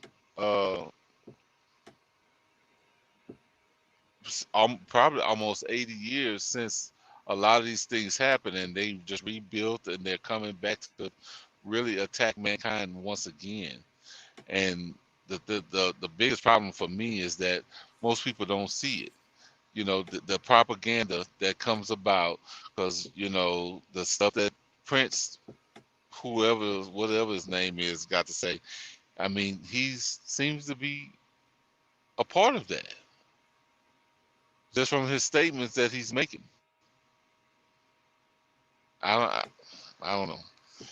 I'm gonna let that fly for now. I'm sure it's gonna rear its nasty head again. Yeah. I do have a video. The mainstream media, and that's kind of what I'm talking about a bit here. And then we're gonna come back to academics and spirituality after this. But let me play this right quick.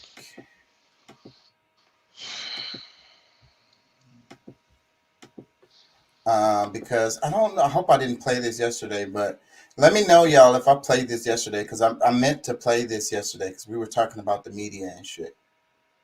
Where we are right now in this country, which I feel is on the brink of complete and utter destruction, and I feel like fascism is raging, and what we know as media, the press, the fourth estate, the one thing holding back, or Hodor, if you're a Game of Thrones fan, it's the thing holding us together, has also disintegrated. Tell us what your thoughts are and talk a little bit about what is Project Censored. Thanks for the opportunity, Karen. I really appreciate it. And given that we are really take deep dive into media and media criticism, we really appreciate you and what you do on this platform, because legacy media and establishment media tend to amplify dominant cultural views and establishment views that have very little to do with the public at large, which we criticize that the so-called mainstream press isn't very mainstream at all. It's actually elite, top-down managed news propaganda. And Project Oh, wait, pause. You gotta say that slowly so that it seeps in. When we say mainstream media today, we are talking about what? Mainstream media is actually corporate media or legacy media. There isn't much mainstream about 6 corporations that control 90% of what we see, hear, read, etc. And that number is down from 50 in the 1980s, when media scholar Ben Bigdickian was kind of the canary in the coal mine, sort of like warning us about the directions that we were going with corporatized, privatized media and information systems. And Project Censored was founded in 1976 as a public interest group that was founded at Sonoma State University. We work on about 20 campuses now. So we're an educational nonprofit out of Northern California. And we work with faculty and students across the country, as well as interested community members, and to showcase and highlight important, independent, grassroots, solutions-based journalism that really gives people information that they can act upon. So projectcensored.org is where people can find information freely to get our curriculum, any of our information, our top censored and underreported stories going back to 1976. We do 25 a year. We vet hundreds of stories a year. And it's all through an educational process that focuses on critical media literacy education. We don't necessarily need gatekeepers. We don't really need fact checkers who's watching the watchers. What we need is an educated and informed public that knows how to think critically and independently on its own. I couldn't agree more. I could not agree more with you, Mickey Huff. Okay. So the 6 corporations, just so people have an idea, I know News Corp is one of them. We've got Disney, News Corp. I mean, wait, pause. So Disney owns what? What media does Disney own? ABC. I don't have the list in front of me, unfortunately. Okay. But I will tell you, if you go to Columbia Journalism, have an ongoing, active, updated listing of who owns what. And they change. Comcast, Universal, there's ABC is owned by Disney, News Corp is Fox. But there's new players in the game now, Karen. And that's why, when we sit and we learn about, well, what are the 6 companies this month? What we're also needing to start doing is looking at the major tech companies. And of course, that's all over the news these days, quote unquote, whether it's Facebook, Alphabet, which owns Google, Facebook and Instagram. You've got, of course, now Spotify is all the rage. Somehow an entertainment platform is getting into the hot seat because journalists are saying that they're spreading misinformation. This is all while the New York Times spreads misinformation about war and foreign policy on a daily basis. When Bloomberg just reported a fake headline that Russia invaded Ukraine. And over at CNN, they're bemoaning that Spotify is ruining the credibility of journalism. Guess what, Karen? The corporate media has done a great job of ruining credibility all on their own over the last couple of decades. And this has been a long time coming. And this is what media literacy educates people about. It shows who's the power behind the platforms, who decides and makes, quote, news judgment about what we get to hear, read, and see. And so in addition to looking at old school kinds of censorship or prior restraint, what we also look at is algorithms, bots, sock puppets, shadow banning. I mean, you name it. Yeah, I'm all right. Went down the wrong pipe, the T. Of ways that media can now censor, guide, and shape information I like breathe it in. Public perception, which has been a 100-year theory going back to people like Edward Bernays about how to control the public mind through information. I have since last year made that required reading for my class at Hunter College. Ed Bernays Propaganda. That book, 1928. written in 1928, still relevant to this day, and it's chilling when you think about it. I'm on the site, projectcensored.org, and you talk about teaching us literacy, media literacy. Walk me through on this site where I can, everything I consume comes through my phone, right? If I'm that person and I Sure. get my news from my phone, as all my students do. They don't read a newspaper. I'm like, where do you get this? It popped up on I got a notification about it. I'm like, but from where? Yeah. It's like, what? Our students sound very similar. So I know that we have to go through these digital channels, which is why it's all the more important to be, digitally media literate, because that is the new landscape, right? And we need to have the tools in order to deconstruct these power structures behind the messaging. So if you are on our website, for example, if you look at the top of the website, we have on the scroll the most censored stories in the newest book. We have links, of course, to our new publishing imprint. We actually are publishers now. We have a link to some of the books that we do, including A History of Fake News with Nolan Higdon. If you scroll down, the most important things I would say would be to go and look at Project Censored in the Classroom, which is all the way at the bottom of the site. But if you go at the bottom, sort of at the footer of the page, it talks about what is media censorship. What do we mean by that? We have resources for teachers and workshops for educators. We have a link on what are independent news sources that we've used and factually vetted. We have how to nominate underreported and censored stories, our archives. And again, I want to repeat Project Censored in the Classroom, because it gives educators ideas for assignments. And this is how we work with people across the country, that they have their students in real time research underreported independent stories, database, fact check them, and then look to see where they've been covered in the corporate media or not, and if so, how. And then they can nominate those stories, and our group of 28 to 30 expert judges go through hundreds of stories a year, and we distill them down to 25. Andy Lee Roth, my associate director, and I don't sit around a room. But he's babbling now. What do y'all think about this so far, though? I think you made another good point in here. Well, I don't know. For me personally, I think from at least the idea I got from what he's saying is that a lot of these things that we give a lot of credit to, these people, the system in which they built up, like we almost need to just start our own. Like we don't even necessarily have to tear theirs down. Like we just start our own and accreditate our own, give the power to what is deserving, and we teach our kids what is really necessary, what they need, and with the right perspective. Doc sent me this graph right here. It shows the consolidation of the media companies.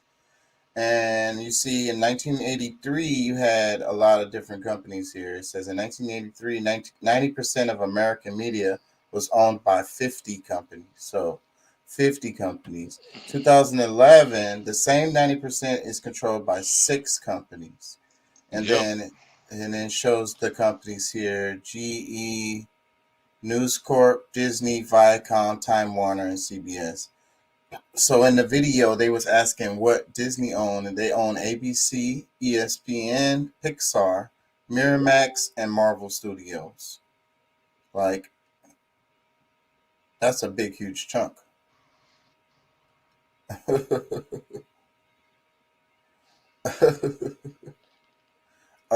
So GE owns Comcast, NBC, Universal Pictures, and Focus Features. News Corp owns Fox, Wall Street Journal, and New York Post. Viacom owns MTV, Nick Jr., BET, CMT, and Paramount Pictures. Time Warner owns CNN, HBO, Time, and Warner Brothers. CBS owns Showtime, Smithsonian Channel, NFL.com, Jeopardy, and 60 Minutes. Oh, that's all interesting stuff right there. Y'all can hear me, right? Hey, can you hear me? Yeah, I can hear you. Let me see. I think Doc sent me some other stuff. Let me see.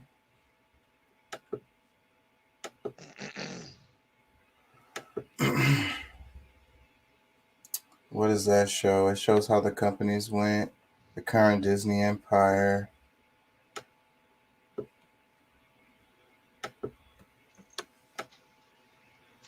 I guess we can show that graphic.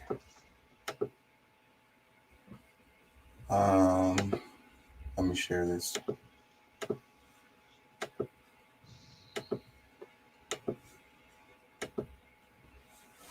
Disney Media Empire, the Walt Disney Company, total assets $95.79 billion. Corporate $4.9 billion, investment $3.2 billion. That's how he spends it. ESPN Books, Maker Studios, Marvel Press, Star Wars. They got Star Wars. The Muppet Studio, ABC Entertainment, ABC News and Radio, any cable channel. ESPN, Hulu, Marvel Entertainment, Vice, Viceland, Disneyland, Disneyland Paris, Disney World Resorts, DreamWorks, Lucasfilms. Oh, well, that's double. Marvel and Pixar. Interesting stuff. I want to come back to the to the topic of academics and spirituality, because like it seems like in the Western world there's a definite line between academics and spirituality, right? When you talk about science and then you talk about science fiction, or you talk about I don't know, what would they call it, voodoo or something? I don't know what they would call it, magic or something. I don't know what they would call it. I can't really think of what they would, how they would see it, but it's totally different. There's a line, right? There's a line in the sand. One side is science, the other side is folklore or whatever you want to call it. You got what I'm saying? Okay, yeah. Which I would say is opposite. I mean, they've villainized what was natural, and then they came in with all of the pharmacopoeia, which is sorcery, is what how it's defined in the dictionary. So what do you believe? Yeah, so and that's going to depend on your level of programming. Yeah. Well, I think the line in the sand is an illusion, because I don't know, like you're in the church. I mean, when you're in the hospital and somebody is sick, and then they'll say y'all need to pray for them or whatever. The doctor might tell you, be optimistic.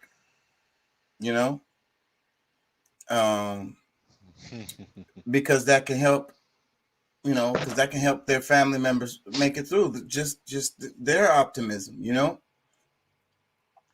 So, and that's where I'm saying that is not. That's not science right there. What you would call traditional science. But they know that this is true. And that's where I say the line is an illusion. Not traditional. And that proves that the line is an illusion. That they teach you in school that there's a line in the sand, but it's blurry as hell, and it goes back and forth all the time. Where people's cultural, spiritual, influences, affect their decisions. Professionally or whatever. So like what I'm trying to say is that the ancients didn't separate, academics from spirituality. And we were saying the allegories to help the people remember the star formations, that knowing the star formations is academics, right? That's all the way academic. You know what I'm saying? Knowing the star system is right. academic? Do you get in a traditional sense. What I mean is like the traditional idea of academics is stuff you have to learn. You know what I'm saying? You have to take classes to learn this stuff. Like you can't wake up and roll out of bed and know those constellations. You get what I'm saying? And where they are in the sky and all of this stuff.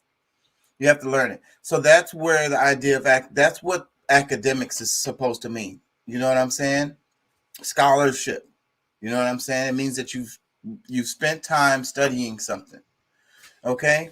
So, and they learned and like we said before, they know the positions of the stars way better than they knew them way better than we do today. Most of us don't even ever look up. But this knowledge was important in a lot of ways related to predicting when the time's changing, so forth and so on, right? So maybe you could make an argument and say that our lives today, partially because we're so detached from nature, that we don't have a need for that knowledge. And that's the attitude that a lot of people have. There's a huge, like, what is the word for it? I can't think of the word for it. It's like an indifference to knowledge, indifference to academics, you know. And I've said it before on the show. It's like, you know, you wasted your time going to those classes. You wasted your time reading those books. You should have just sat here on the couch and watch TV like me. You know what I mean? And a lot of people really do think that way. You know what I'm saying? Like, oh, you're an expert. I know more than you. I just saw a TikTok that you went to school for 8 years. I watched the TikTok and know all of the same stuff you know. You know what I mean? I feel like there's a huge amount of people who have that attitude that really do fall in that category. But that spawns from this idea of separating spirituality from academics. So, like I'm saying, if you do read the Bible and then you start to understand the math in it, and you start to understand the zodiac, the precession of the equinox, you know what I'm saying? Then that's the knowledge. That's the academics. You get what I'm saying? That's not really separate from the spirituality, because knowledge, like you said at the beginning, you know, knowledge of nature is spirituality, right? Like, the more you know thyself, that's what we say, right? Knowing yourself, knowing nature, that's also science. That's also academics. Does that make sense what I'm saying? Do y'all get the point I'm trying to make? I get. No, I get it. Because I mean, does it what? Does it make sense what I'm saying? I don't know if I was babbling.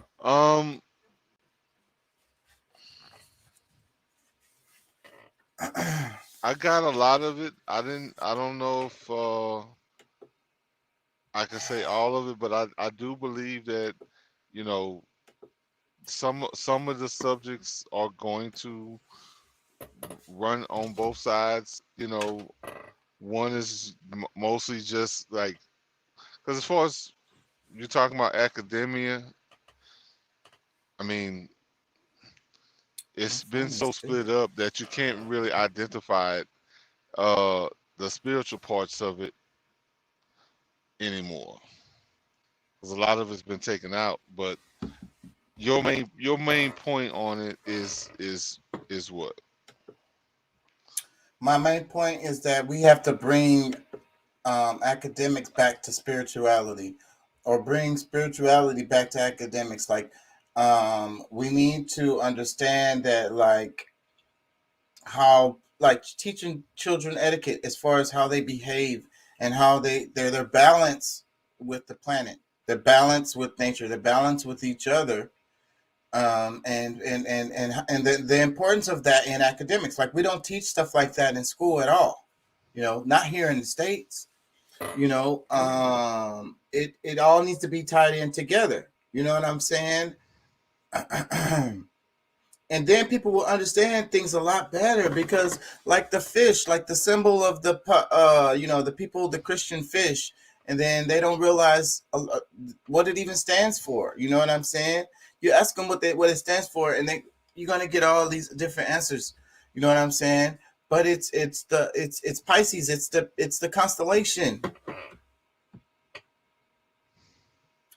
Am I making sense? That's where the academics and spirituality is separated, but should not be, so that they can really understand. Can understand they can understand the precession of the equinox. Because I say that, and I'm sure like I lose a lot of people because they don't know what the hell I'm talking about. The age of Aquarius, where the star systems, sit in the sky pertaining to our perspective. I'm putting you out of sleep. Doc says, truthfully, while a few always supported the split between spirituality and science, Bacon, Descartes, Newton, it was Darwin and the scientific method when the modern world began to really start to see the total separation of the two disciplines. Right. See, Doc knows what I'm saying. So if you go back, spirituality and academics are going to be all intertwined in together. But today, they're completely separate. And that way of thinking is what causes science to miss things. When they're looking at things, they are trying to look at it totally academic. But, you can't see everything. You know what I'm saying? So then you have to go with like the evidence that you see in nature. You know what I'm saying? You also have to have a bit of faith, like they say. You know what I'm saying? But you need to be connected to the universe. You need to be connected spiritually so that you can read this data properly, interpret the data properly. Looking at it straight with the left brain or the right brain, trying to make it completely logical is where you're going to be losing it, because you got to look at the universe as the yin and the yang. Logical, right? We want to try to think of everything in a logical way. The universe has everything. The universe is all. Therefore, there's illogicalness in the universe also. If that makes any sense, what I'm saying. Does that make sense? What I'm saying? It's chaos and order. You got chaos and order going on at the same time. So if you want to just look at everything through an order lens, then you're not going to understand this chaos, because that's happening too. I hope I'm making sense. Doc says, well, we did burn scientists at the stake when they proved the Bible wrong. It might not have been all bad to separate it some. There's definitely an advantage to the idea of separating church from state. So don't get me wrong. Church and state is not, I'm not talking about, because then we're talking about religion. I'm talking about spirituality that transcends all the religions. You know what I'm saying? It doesn't, the stuff that's the same for everybody, no matter who they are on the planet. If they are human, then this stuff applies. You know what I'm saying? That's what I'm talking about. And you could teach everybody that. We can all learn these spiritual practices, and it don't even have to go against your religion. Your religion probably going to back it up. But yeah, church and state needs to be separated, because that's a specific religion. Because that specific ideology is connected to the state, then it'll trump all the other ideologies and say that y'all's are, wrong and bad, and it'll automatically persecute anybody that doesn't fall in line with that ideology. And you don't want that. That's the same as the Nazi thing, because that's where people get lost. It's an ideology. Nazism is an ideology, just like a religion. So, you know, if the state was married to Nazism, then that state is going to persecute, you know, people that aren't Nazis. That's the reason why you don't want, you know, any specific religion or ideology to be connected to your government like that. That makes sense. We're 2.5 hours in. Let me see. I don't want to put y'all to sleep. I think I had another video, but I don't think I'm gonna play it because I'm already putting y'all to sleep.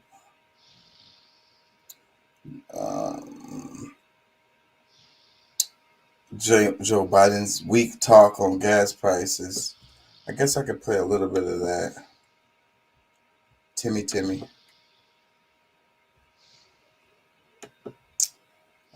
Everyone loves to bash Joe Biden. He's such an easy target.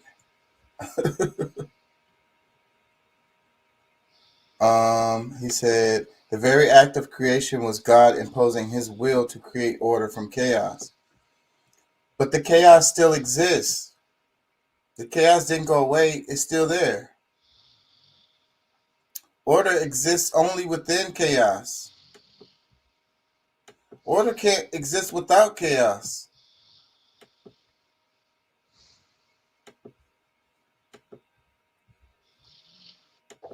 Gas prices are about to go through the roof. I know, because I can hear. And I talk about this all the time, you know. There's illustrations to explain this concept of the chaos and order create, you know. It's like the feminine principle, you know. The creation is chaos. Creation itself is chaos. He says it always was and it always will be. Yeah. So creation is chaos. Chaos, order can only come out of chaos, and order only exists within chaos. So, you know, and that's the concepts that I'm trying to get people to understand. The big one is the spirituality. That's the big pool. That's the ocean, and the order sits inside that ocean. So when you talk about academics, same thing. The spirituality is that ocean. The academics is a box that sits inside of that ocean. You know what I'm saying? Even the academics can't, you know, explain it.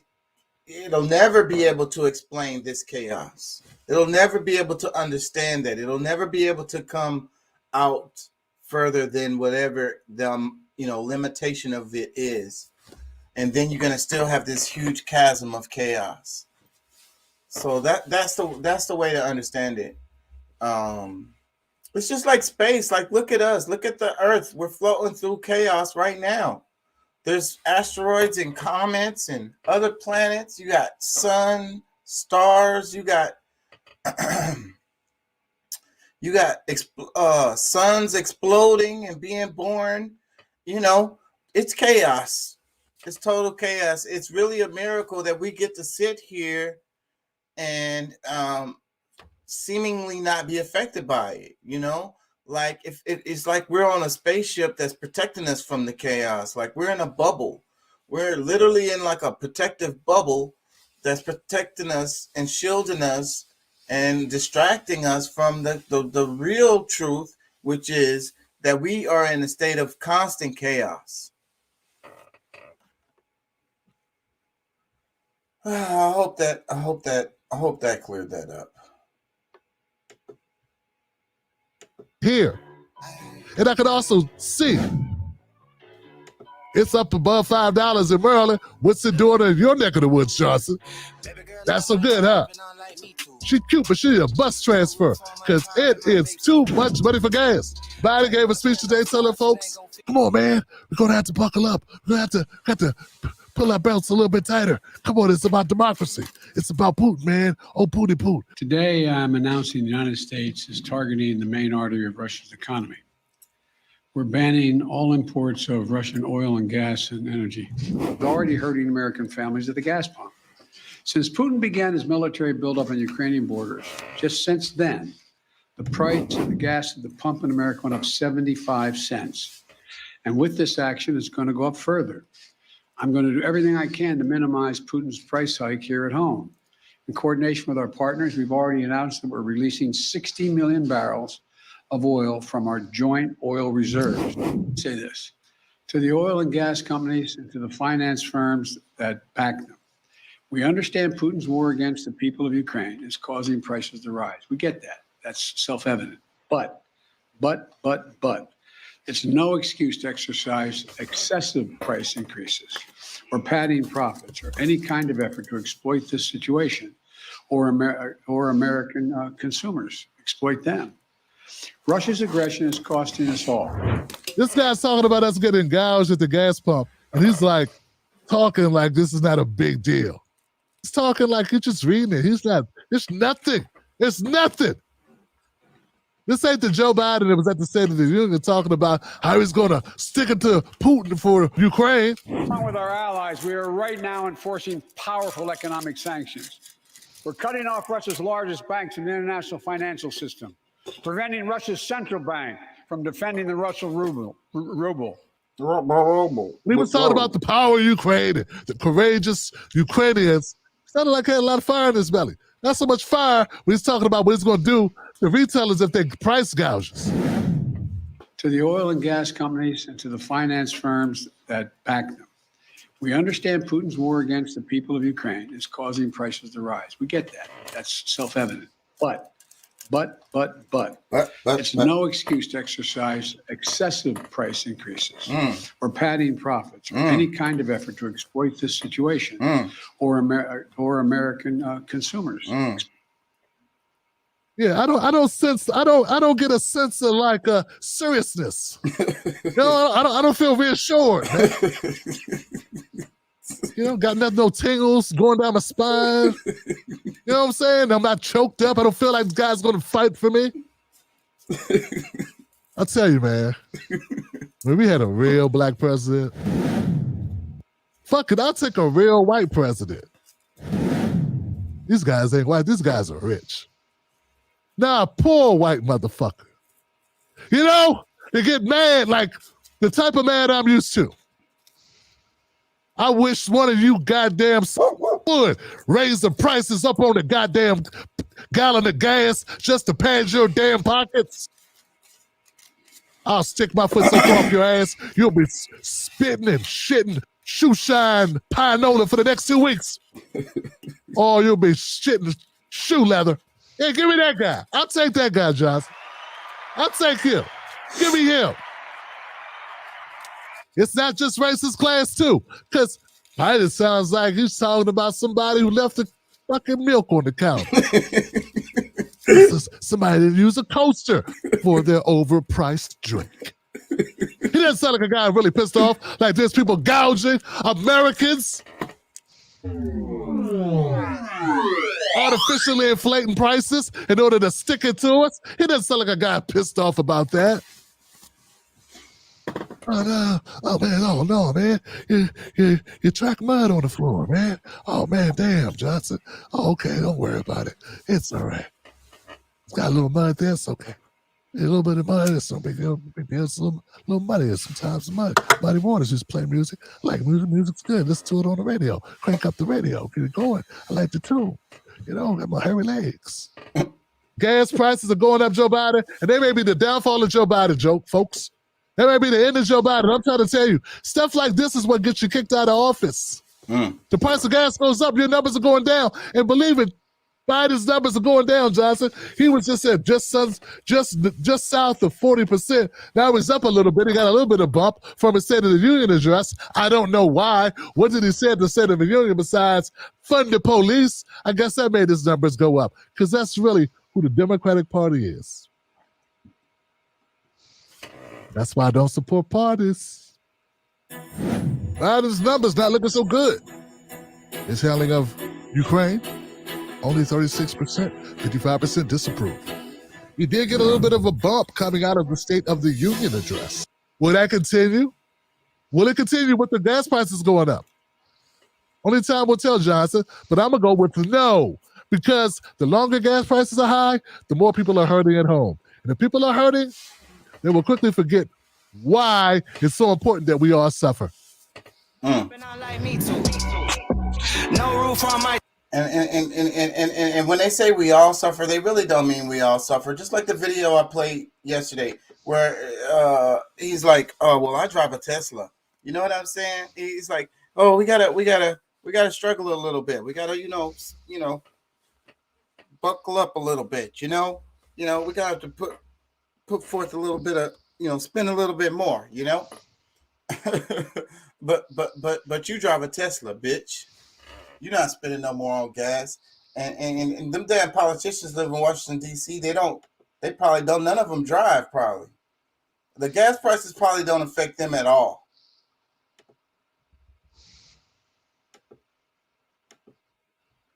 Probably all of the politicians, like all of the ones that's in Washington, D.C., all the big ones.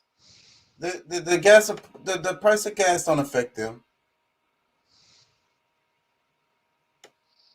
They're not in the same boat with us. So when they be saying, "Oh, let's get together and we all have to take on this," they're like, they're really saying, "I'm gonna be good. I hope y'all buckle up."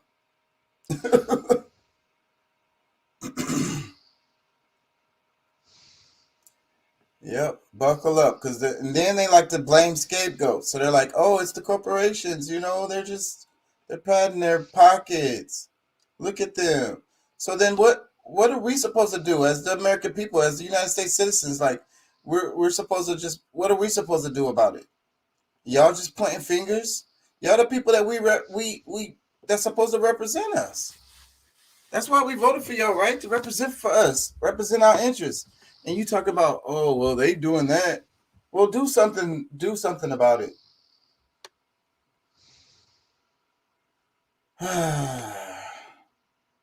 Anywho, I think I might just scroll Instagram or for a little while, and then we'll probably wrap it. Because I'm putting y'all to sleep.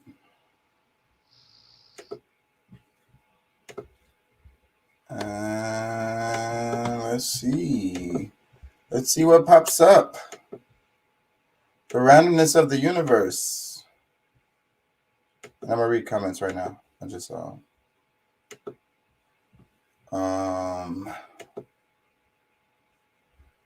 comments. Doc says, "Brush up on your Zoroastrianism, the predecessor of Abrahamic religions." Okay, Zoroastrianism. I don't think I know that at all. I don't know. The word looks familiar, but my brain is drawing a blank. So I don't think I know anything about that at all. He says, "Most politicians just use Uber and charge it to their expense accounts." Exactly. Expense accounts paid for with a taxpayers' dollars, probably. So we get to pay for our own gas, and then we get to pay for their gas too, at a higher rate. Meanwhile, the corporations raking in the cash. I saw a lot of people were saying that Big Pharma, had their go at making a bunch of money, as a result of the pandemic. And now they're saying the military industrial complex and big oil, they want theirs now. And I think that's what's happening. And it's going to happen, and ain't nothing we can do about it. I don't know what they're doing with the money. I mean, what are they doing with the money? And it's like what we were saying before. These corporations, really rich people, they don't spend money on nothing. They already have everything. It's us that be buying all the consumer products. So that's what drives the economy, not them.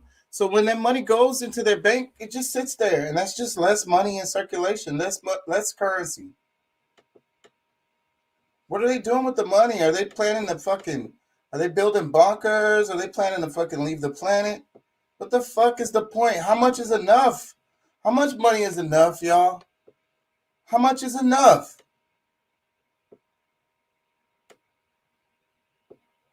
I think a lot of people would that if the people without money would come up with a small number, but then once they got there, I think they would change that number. And then I think that once they got there again, I think they would change that number again. How much is enough, y'all? How much is enough? You know, $1 billion, you know, $1 trillion. How much is enough, bro? Like these people, they just keep on making more and more and more and more and more and more and more and more and more and more and more and more money. And meanwhile, they're robbing you. You should be upset. It's perverse and it's gross. Think about playing this, but I don't know what's going to happen. Something bad might happen. Hindu Hussein Times. This is not in Ukraine, but it looks like it.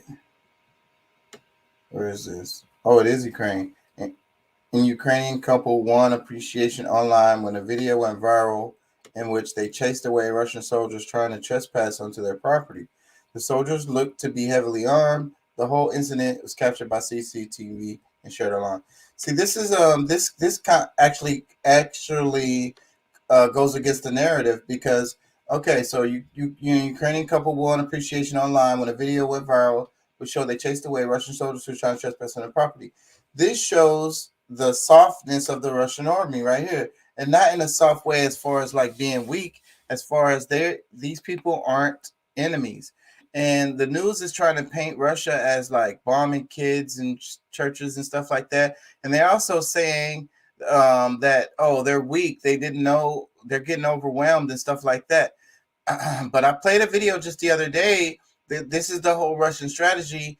They're coming in soft. They want to minimize, you know what I'm saying, civilian casualties and stuff like that. These are really the same people. It's like aunties and uncles and sisters and brothers. Ukrainian people are Russians, pretty much. You know what I'm saying?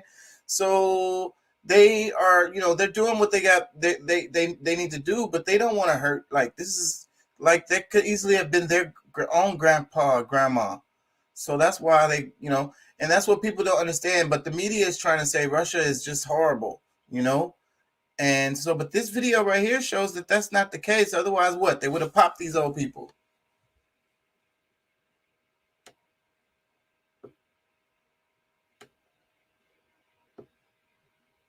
And if y'all saw it on the other side, y'all will probably be saying, yeah, pop the Russians.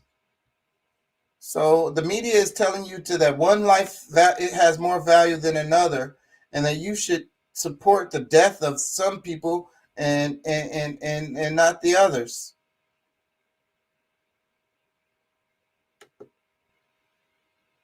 I don't know what this is. Can't read that. My Spanish is not as good as it should be. I'm gonna drop my damn Spanish class.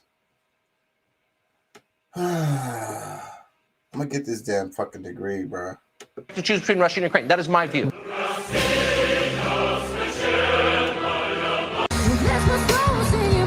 I think we should probably take the side of Russia if we have to choose between Russia and Ukraine. That is my view.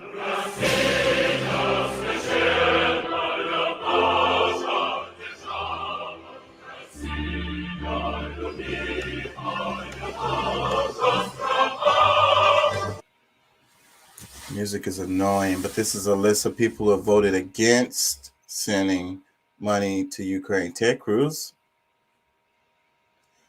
31 senators who voted against the aid to Ukraine. Mostly Republicans, looks like. Mitt Romney.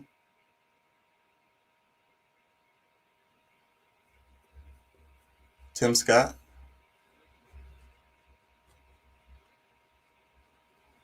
Yeah. So what? They're trying to shame these people? I don't know. I agree with them. Why? What about the aid to us? What the aid to me? About the aid to my community?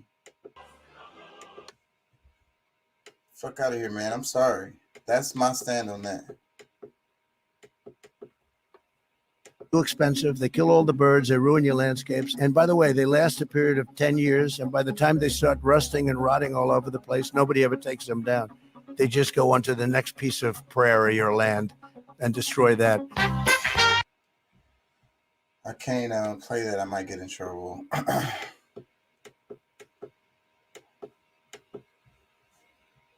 Let y'all know something, folks. I ain't never in my life been to no place named Buc-ee's. Now, this man look like he got about goddamn 50 stalls out in there, man. I mean, it might be 100. But look at this, y'all. Way over there, folks. Look, Buc-ee's. I ain't never in my life. I don't know Buc-ee's. But look, that's way over there, right? That's about 25, 50 stalls. Then look, from that end all the way down this way, all the way down to down yonder, man. That's all gas, pimp. Them stalls. I ain't never seen this in my life, man. Commercial motherfucking break. Commercial break. Do y'all know Buc-ee's? Yes, we do. I ain't never met Buc-ee's. He from Atlanta, so I guess we know about Buc-ee's out here. It's like whenever we travel to, we tend to drive back and forth to Louisiana. Whenever you're driving that way, you always got to stop at Buc-ee's. You got to stop at Buc-ee's. You can't not stop at Buc-ee's. So not the one in Baytown, but the one in Beaumont. What are you talking about? Buc-ee's? Yeah. Oh shit! Do not give me the line. I would not be able to identify where I was at whenever I stop at one. It's like when you're driving and you're on your way to somewhere. Buc-ee's. Oh, we gotta stop. Need some snacks, anyways. Get some gas, fuel up. It's just an excuse to stop. You drive a lot though, so but it be on personal drives is what I'm talking about. You know what I'm saying? And you know we pull over, stop at Buc-ee's. But I think we Texans, we know about Buc-ee's. Where is it at? Where is it all at? Is it what states? I think mostly Texas.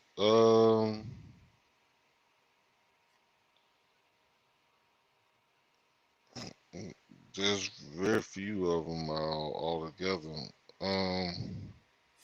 Yeah, I can't lie to you. I don't know which ones I'll be stopping at. I can't lie to you.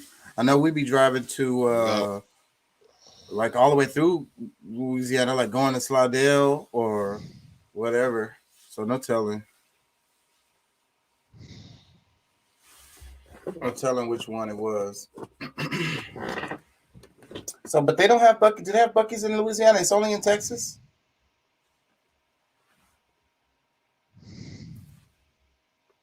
Doc says Buc-ee's is the new Stuckey's. There's one near Katy now. Yeah. Buc-ee's. If you don't know, now you know.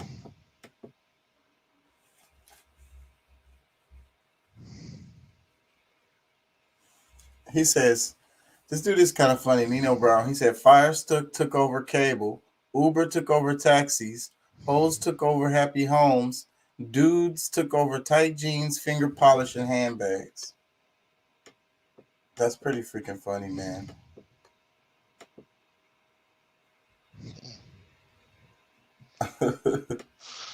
Oh shit, man! I think it's about that time for me. All right, man. All right, man. Thank you for your time. I'm about to wrap this soon, anyways. Oh yeah, I meant to mention earlier because checked out a bit. I meant to mention earlier because Elliot was talking about the stock changes, and you know that the McDonald's said that they're shutting down operations in Russia. So that is probably part of the reason why the recent drop in McDonald's stock. I just wanted to mention that. Yeah. Yeah, I meant to I say think that that's what earlier. he was saying. Overall, but but yeah, that's. I wish. I'm not watching it every day like that. Yeah. So, but yeah, man, All I'm right, man. going Peace and taking love, in man. that peace and love, bro. I'll holler at you tomorrow. All right, man. Or Appreciate later your time. today. Yep. All Yep. right, man. All right, bro. Peace. Peace. Let me play this clip for y'all.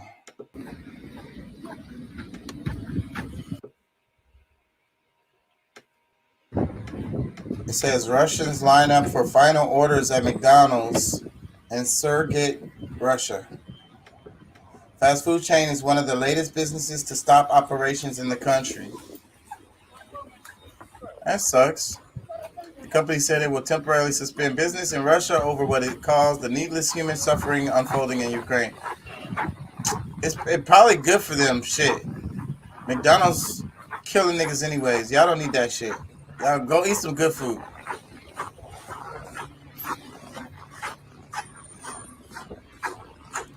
It sucks to take that freedom or that option away, though. Kids might want some McFries or McFlurry.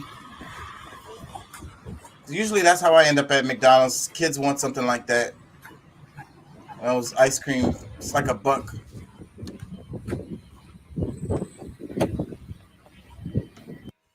Or they like the drinks from there, like kind of like the Starbucks, the coffees and the frozen drinks and stuff that they have. Yeah, so it kind of sucks, bro.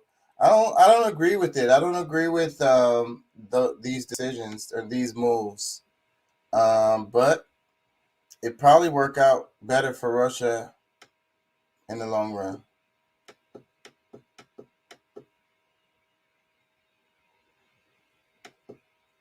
The drone footage appears to show Ukrainian forces ambushing a column of Russian tanks near Brovary.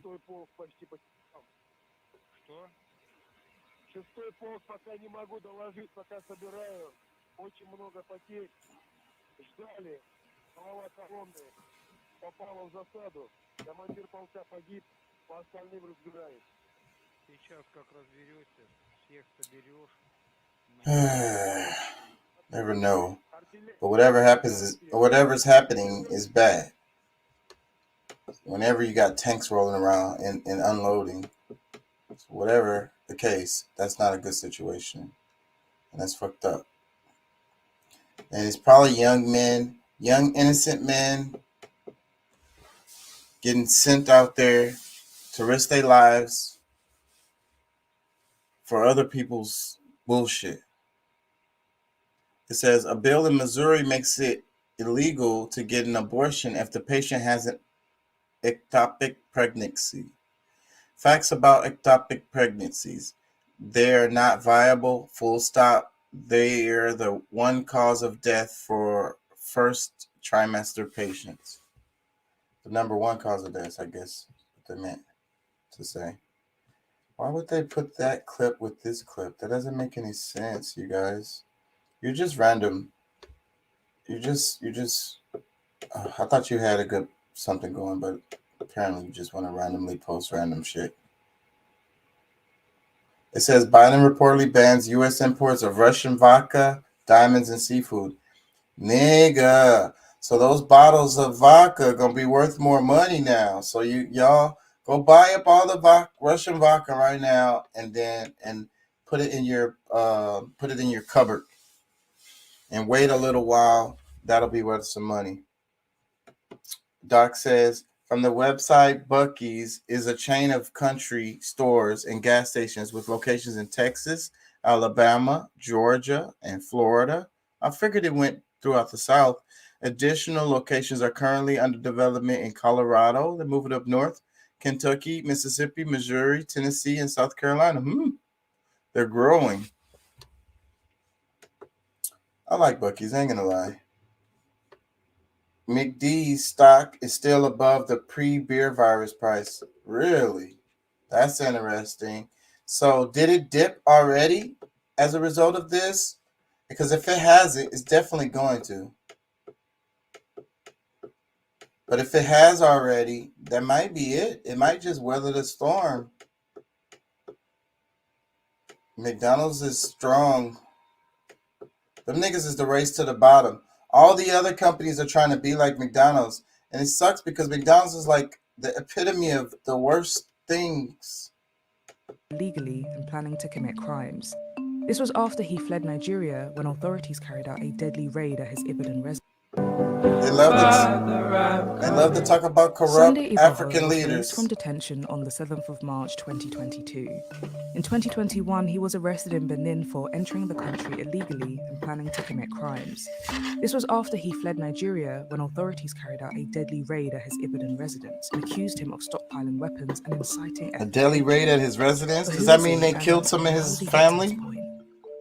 So, Sunday Iboho is a famous figure in Nigeria, especially in the southwestern regions. And this is because for some time now, there has been deadly conflicts between Yoruba ethnic groups and Fulani herders over access to land and grazing rights. Amongst the conflict, Sunday Iboho would call for Fulani Yoruba and leaders to Fulani. leave. He'd hold rallies attracting But the massive West be crowds. He's also fueling someone that that calls shit. for an independent Yoruba republic. Some people condemn him for inciting ethnic hatred, while others see him as a hero for defending the rights of Yoruba people in the southwest. Okay. Random African news. Oh, she's always gonna be entertaining. And the answer that is crazy. Can men give birth? Sunday Iboho was released from detention on the 7th. Can men give birth? Sometimes. That's my answer. Yes. And the answer that is crazy. Can men give birth? Sometimes. That's my answer. Yes. And the answer that is crazy. Can men give birth? Sometimes. I'm gonna go with Candace Owens on this one. He said sometimes. What the fuck? Sometimes. Please explain. I have so many questions. Where's the baby gonna come out at? Where's the womb? Where is the baby gonna be while it's growing? Get the fuck out of here, man. It's insanity.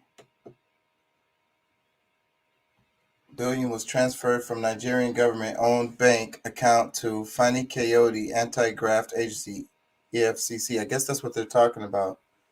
So, but Nigeria.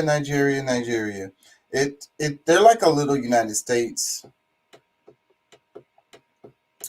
They're like a little United States. The more I learn about Nigeria, I used to think differently about Nigeria, but they have their plutocracy or kleptocracy or however you want to call it, aristocracy, and this class system set up over there. I really didn't realize that was happening. So, but that's what shows, United States is cool with Nigeria. And no wonder why, whenever the government has a system like that, kleptocracy or something like that, the U.S. is cool with them. Grandma in Kyiv says she took out a suspicious drone while Russia was attacking by throwing a jar of pickled tomatoes at it. I heard about this story, but it's unsubstantiated. And as you can see, there's no picture or nothing. So this picture doesn't show anything that relates to that, supports that. There's a video I do want to play before I wrap it today. Hit a little bit of history because this is interesting to me. And I think it's related to the whole thing because I was talking about the UN and the different countries. And then we talked a bit about how there's a split going on, with these European countries, and then how France, United States kind of fucked over France with a deal with some submarines with Australia. And then you got the UK leaving. So, I didn't really realize some of this history that's related to some of that. So I got this little video. It says, "Why did France leave NATO?" So this educated me a bit. So because it educated me, I figure I'll share it with you guys. And hopefully y'all learn something too. as two united sides facing off in an ideological battle for the future. The Cold War is often seen as two united sides facing off in an ideological battle for the future. Yet, as many of you will have guessed, this wasn't always the case, and both sides had their own more rebellious members. In the case of the West, this was France, and their withdrawal from NATO in 1966 at the height of the Cold War is often discussed as an example of this. This course of action seems like it wouldn't have been a good idea at this point, and thus raises the question, why? Why did France withdraw from NATO? So, just to make it clear, despite what's often discussed, France didn't actually withdraw from NATO entirely, but from its unified command structure. It was still fully committed to defending other NATO members in the case of war, and the command structure it had just left was created to lead and coordinate NATO's many militaries in the event of such a war. At its head was the Supreme Allied Commander, who could be from any of NATO's member states, so long as that member state began with a U and ended with United States of America. Second in command was the Deputy Allied Commander, who could also be from any NATO country, but in reality, just Britain. This upset French President Charles de Gaulle, who felt that it would be nice if a Frenchman could gain the position at least once. And so in 1966, he withdrew French forces from NATO's... This goes really fast. I'm going to take it back because... it's only a 3-minute video anyways, but the part about NATO, one of the nations that's involved in the country, you know, any one of them could end up being the head. And then he said, as long as their country starts with the U and ends with the United States. So it's like NATO always has to be the boss of the United States. Anyways, I'm going to play this again because there's so much information and it goes so fast. The Cold War is often seen as two united sides facing off in an ideological battle for the future. Yet, as many of you will have guessed, this wasn't always the case, and both sides had their own more rebellious members. In the case of the West, this was France, and their withdrawal from NATO in 1966 at the height of the Cold War is often discussed as an example of this. This course of action seems like it wouldn't have been a good idea at this point, and thus raises the question, why? Why did France withdraw from NATO?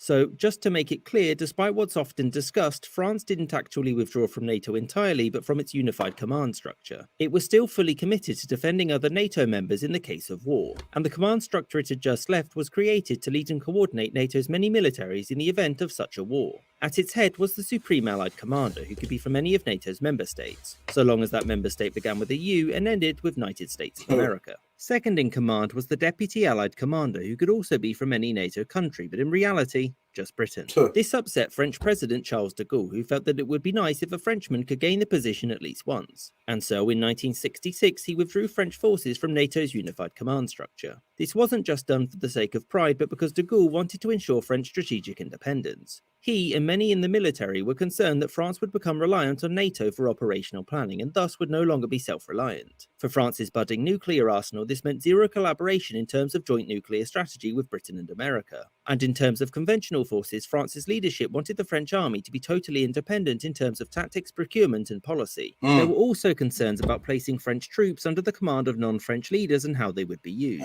This concern wasn't exactly new either, and was the reason that the French had withdrawn their navy from the unified command structure in the previous decade. This all culminated in a small diplomatic row with the USA. When leaving NATO's command structure, de Gaulle also ordered all foreign troops out of France. President Johnson saw this coming, and when de Gaulle made the formal request for all American troops to depart France, his government's response was, does that include those in the cemeteries as well? Furthermore, France also banned the housing of American nuclear weapons on its soil. Importantly, these changes were incredibly popular with the French people, which is why no French leaders changed their arrangement for the rest of the century. Now, this move wasn't France's first move towards leaving NATO altogether. In fact, de Gaulle had signed a secret agreement with the United States promising that France would rejoin the unified command structure in the event of a Soviet invasion. And whilst many NATO members were completely outraged at the French move, the American response was one of resigned disagreement. In their eyes, NATO did not need France in it to survive, and the Johnson administration was convinced that it would only be 5 or 10 years until France rejoined, although they'd have to wait slightly longer than that. I hope you enjoyed this episode, and thank you for watching, with a special thanks to my patrons, James Bizanet, Kelly Moneymaker, Rob... Doc, I know you like history. Tell me what you comment. You got any comments on this one? France leaving NATO, and I guess they came back, but then it's like they want their own. They don't want they want to have their own autonomy. What's wrong with that? And then like they want their people to go by their own tactics and stuff like that, like do their own training and use their own equipment and shit. One of the things about NATO is that all of the supplies tend to come from the United States. So no wonder NATO always wants, United States always wants NATO to be in a bunch of shit, because then that makes NATO buy more stuff from Raytheon and Boeing and so forth and so on. You know what I'm saying? So the whole thing with France and then the UK and these little rifts. So, like, I don't think a World War III is coming. I really don't, because nobody wants that. And, they really just want to make money. So they don't want that, I don't think. Now, there are people that profit from war, but a lot of companies will lose money if there's war. So I don't think that that's going to happen. But if there was a World War III to break out, where would the lines be? And, which side would France be on? Which side would UK be on? These are questions.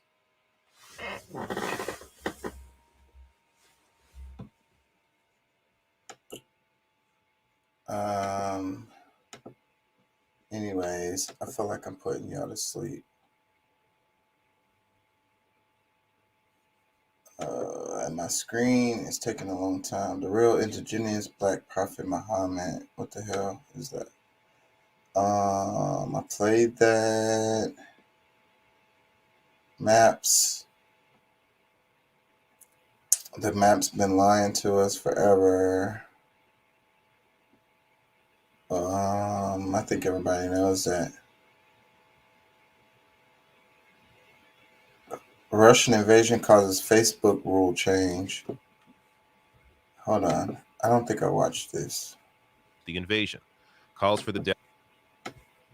So, and I did think I saw Meta, better known as a note from Facebook when they said about advertisements. I think they said I couldn't do advertisements in Russia no more, but YouTube said the same thing. Doc says post World War II is not really my area. I'm more early civic through fall of Rome. Okay. Yeah. It's funny how the more recent history is, the more controversial it is. And like they even tell us this in academics. And it's a reason why we don't learn, and even in our classes, we tend to stay away from like the last 10, 20 years, like in everything that we talk about. Because it's too controversial. Can't even talk about that shit in class. It's crazy. So history doesn't become not controversial until, like, I don't know, when 30, 40, 50 years? I don't know. Then you can talk about it. It's not controversial anymore. It's weird how that works. Facebook and Instagram are loosening some hate speech restrictions because of the Russian invasion of Ukraine. So I will get to these details. I will get to my thoughts on this, and I'll also show you Facebook's hate speech rules and what clearly, in my opinion, makes absolutely no sense. But first, here's what they have detailed. So this is from Axios. The policy change will allow users in Armenia, Azerbaijan, Estonia, Georgia, Hungary, Latvia, Lithuania, Poland, Romania, Russia, Slovakia, and Ukraine to issue calls for violence against Russian soldiers, Reuters first reported Thursday. Users in those regions will also be allowed to use language targeting Russians in posts that clearly denote the context of the invasion. Calls for the deaths of Russian President Vladimir Putin or Belarusian President Alexander Lukashenko will be permitted unless the posts include other targets or two indicators of credibility, such as location, according to internal emails obtained by Reuters. All right, so first up, it's still unclear whether or not they will allow the targeting of simply Russians. Now, they say here, Russians in posts that clearly denote the context of the invasion, but what if you are targeting just the Russian people or Russian civilians while discussing the invasion? Is that okay? Because that shouldn't be okay. But if it's just about Russian soldiers, let me get to my thoughts on this, because I don't understand how military personnel is included under hate speech. So I'll get to more on that in a second here. First, I just want to show you how wacky and inconsistent this is. So emails also showed that Meta will allow praise of the Ukrainian far-right Azov Battalion, which is normally prohibited. The Azov Battalion isn't just far-right, they are neo-Nazis. So Facebook is allowing hate speech directed towards Russian military, but also allowing praise of neo-Nazis. Just to show you how, wildly inconsistent this all is. So the first big issue, before I get to anything else here in their hate speech rules, the first big issue is that there is absolutely no consistency here from Facebook. If you're going to allow this, then you should also allow so-called hate speech directed towards Israeli military attacking Palestinians. Oh, he went there. Or towards Saudi military attacking people in Yemen. Or towards American military for their ongoing countless invasions. Ooh. So you can't simply pick and choose which hate speech, what you call hate speech, is okay for certain invasions and which isn't.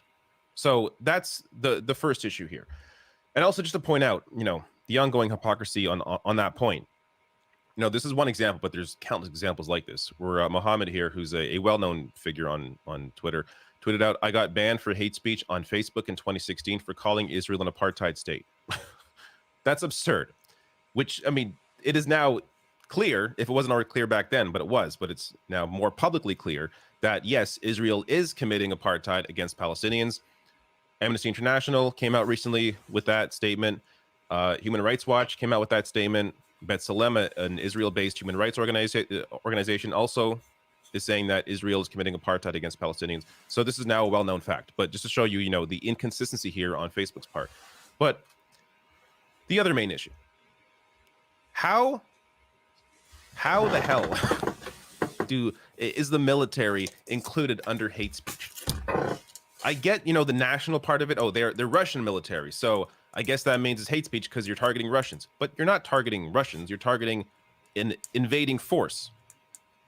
That should be fine in any context. Why is this even, being discussed as a loosening of hate speech rules?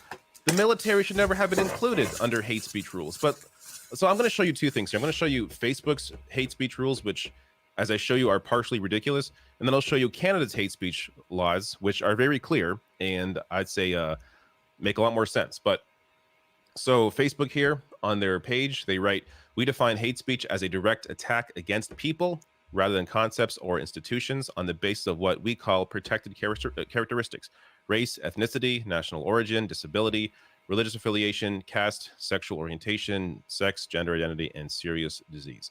All right, so this so far makes sense. But then later on, they write this: "Similarly, we provide some protections for characteristics like occupation when they are referenced along with a protected characteristic." What the fuck does that mean? Which, this is why they are so-called loosening their hate speech laws, because they include occupation under hate speech. So Russian soldier, hate speech directed towards a Russian soldier, I guess counts as hate speech for Facebook, even though that's absurd. You have to be able to separate soldier from their nationality. In my opinion on this, it doesn't matter the invasion. You should be allowed to, hate a military that is invading a country. That should be fine, regardless of the situation. But I don't know why they have included here soldier or, occupation under hate speech. So to show you Canada's hate speech laws, they say here, "Everyone who, by communicating statements in any public place, incites hatred against any identifiable group," more on that in a second, "where such incitement is likely to lead to a breach of the peace." So they're very clear about what counts as hate speech. Distinguished by color, race, religion, national or ethnic origin. Again, if it's about Russian civilians, the Russian people, yes, that is hate speech. That is wrong. Facebook should not be allowing that, if they are allowing that, but it doesn't appear they're allowing that based on how this is being reported. But if they are allowing hate speech directed towards Russians generally, that's absurd and should not be allowed. But going on here: age, sex, sexual orientation, gender identity, or expression, or mental or physical disability. There, of course, is no occupation in Canada's hate speech laws, because that is absurd. Why would you include occupation under hate speech? But Facebook does, which is why this counts as them loosening their hate speech restrictions. So this whole... I don't completely agree with him. The thing about the hate, every country, sovereign nation should be able to protect themselves and their borders or whatever. But choosing who you hate or hating one side or the other, I don't condone, because that leads us down this road that we are in, and the same thing that he's talking about in his video. Because like the media gets to tell you, they get to choose and approve, your opinion. So you have approved opinion on, they tell you who you can hate and who's, it's okay to hate these people, but not okay to hate these people or whatever. So, but whenever you start going down that road, and then they are the ones deciding on who's acceptable to hate and who's not, then one day may come where you're in the group of the acceptable to hate group. Things could flip on you. So I don't agree with that particular take on it.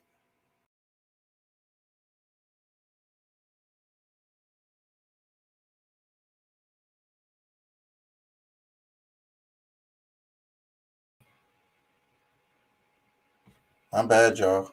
Can y'all see me? I'm fucking up pressing a bunch of damn buttons.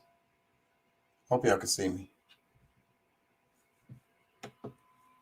Because my screen is black. Give me a thumbs up or something and let me know y'all can see me.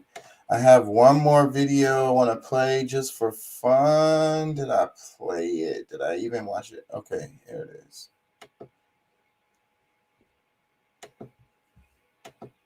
Oh.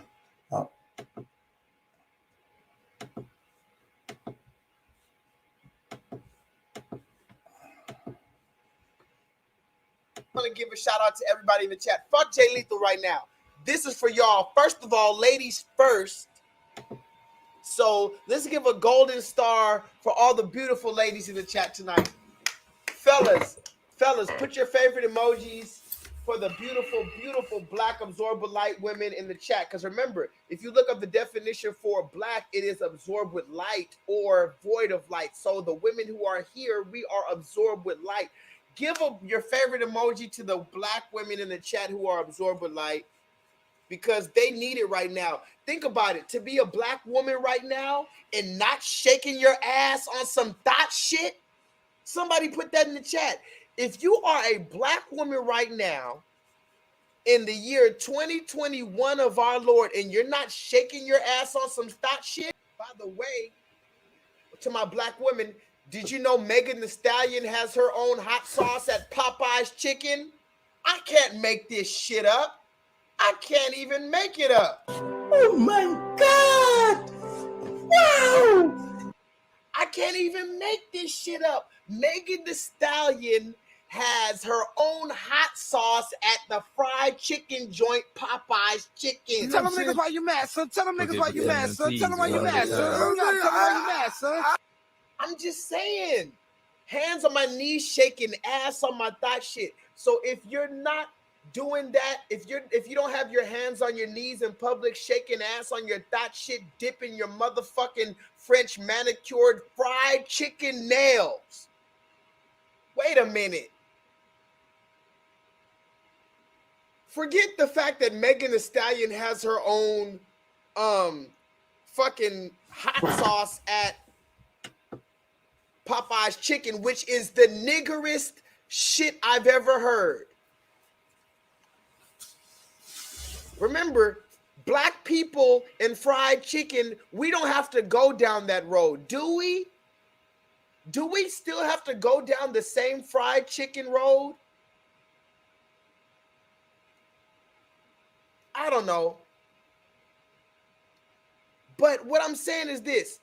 This woman, she came out with some fried chicken nails to celebrate Megan Thee Stallion's hot sauce at the fried chicken joint Popeyes in the year 2021 of our Lord. And if the beat live, you know Lil Ju made it. Hands on my knees, shaking ass on my thigh shit. Post me a pic, finna make me a profit. Okay, that's enough of that.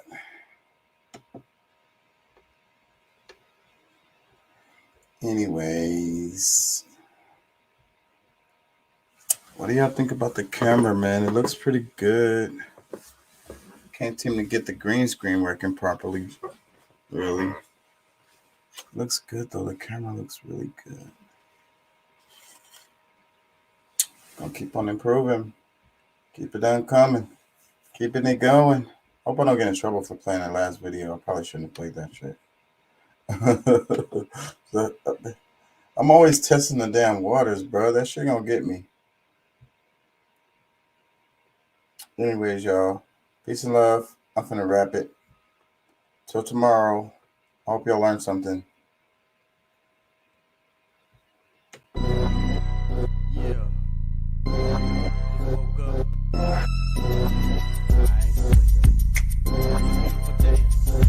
I ain't feeling your side, I'm feeling alright. I'ma get inside, I'm feeling my life. I ain't feeling your side, I'm feeling alright. I'ma get inside, I'm feeling my life. I'm digging your wife, she playing my mic. She really so nice, I call her my light. I say we off flight, cause we stay up all night. Bet you ain't know she to take it all tight. Tell her, bend it over, let me take a small bite. Been waiting since October, see that ass fall right. Looking around the room, see past 4 eyes. And adrenaline feeling like a NASCAR ride. When the people ask about this, your ass gon' lie. Cause the truth is you did what you do in your life. Can't nobody tell you what to do with your life. Girl, gon' turn it over cause I know what you like. It's hard in the color of the asphalt, right? Just lay back and wonder what the past was like. While you looking at your panties ripped in half, that's right. While you looking at your panties ripped in half, that's right. I ain't feeling your side, I ain't feeling your side. I'm feeling alright, I'm feeling alright. I'ma get inside, I'm feeling my life. I'ma get inside, I'm feeling my life. I ain't feeling your side, I ain't feeling your side. I ain't feeling alright, I'm feeling alright. I'ma get inside, I'm feeling my life. I'ma get inside, I'm feeling my life.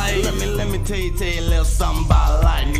Win, lose or draw, I'm still taking your life. I mean, if you ever wanna fucking come in my sight, you scream like you never screamed in your life. Flip it on over, gon' do it like this. Not riding with a soldier, then you ride against it. Looking from the other side, make your stomach get sick. Every person scheming, thinking he the one to get rich. Ever sit and really think what you would do with one wish? And if you knew afterward, you'd be sleeping with fish. Style will be done, here we come. Bearing gifts, these images make you wanna grab your crucifix. It's getting dark outside, no sleeping past 6. Not living in fear, cause that's really not it. If you owe me something, Nick, better give me my shit. If you owe me something, Nick, better give me my shit. I ain't feeling your side, I ain't feeling your side. I'm feeling alright, I'm feeling alright. I'ma get inside, I'ma get inside, I'ma get inside. I'm feeling my life, I ain't feeling your side, I ain't feeling your side. I'm feeling alright, I'm feeling alright. I'ma get inside, I'm feeling my life.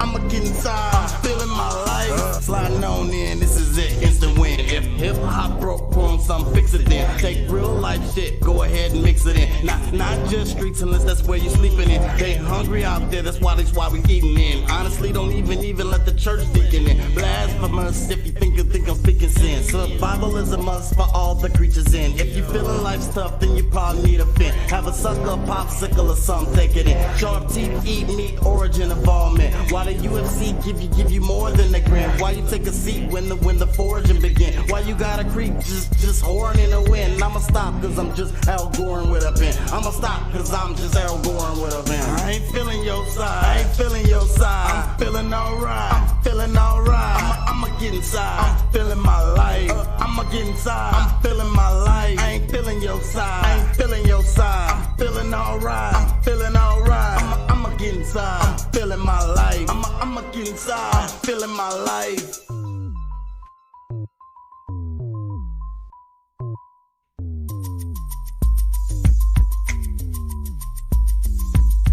Hitting niggas in they fucking head with a crack. You bustin', I'm bustin' back with a gat that spits venom. Hitting niggas in they fucking head with a crack. You bustin', I'm bustin' back with a gat that spits venom. Hitting niggas in they fucking head with a crack. You bustin', I'm bustin' back with a gat that spits venom. Hitting niggas in they fucking head with a crack. You bustin', I'm bustin' back with a gat that spits venom. You sending black, and when the bottom of the ninth in this mag, you bleeds the cats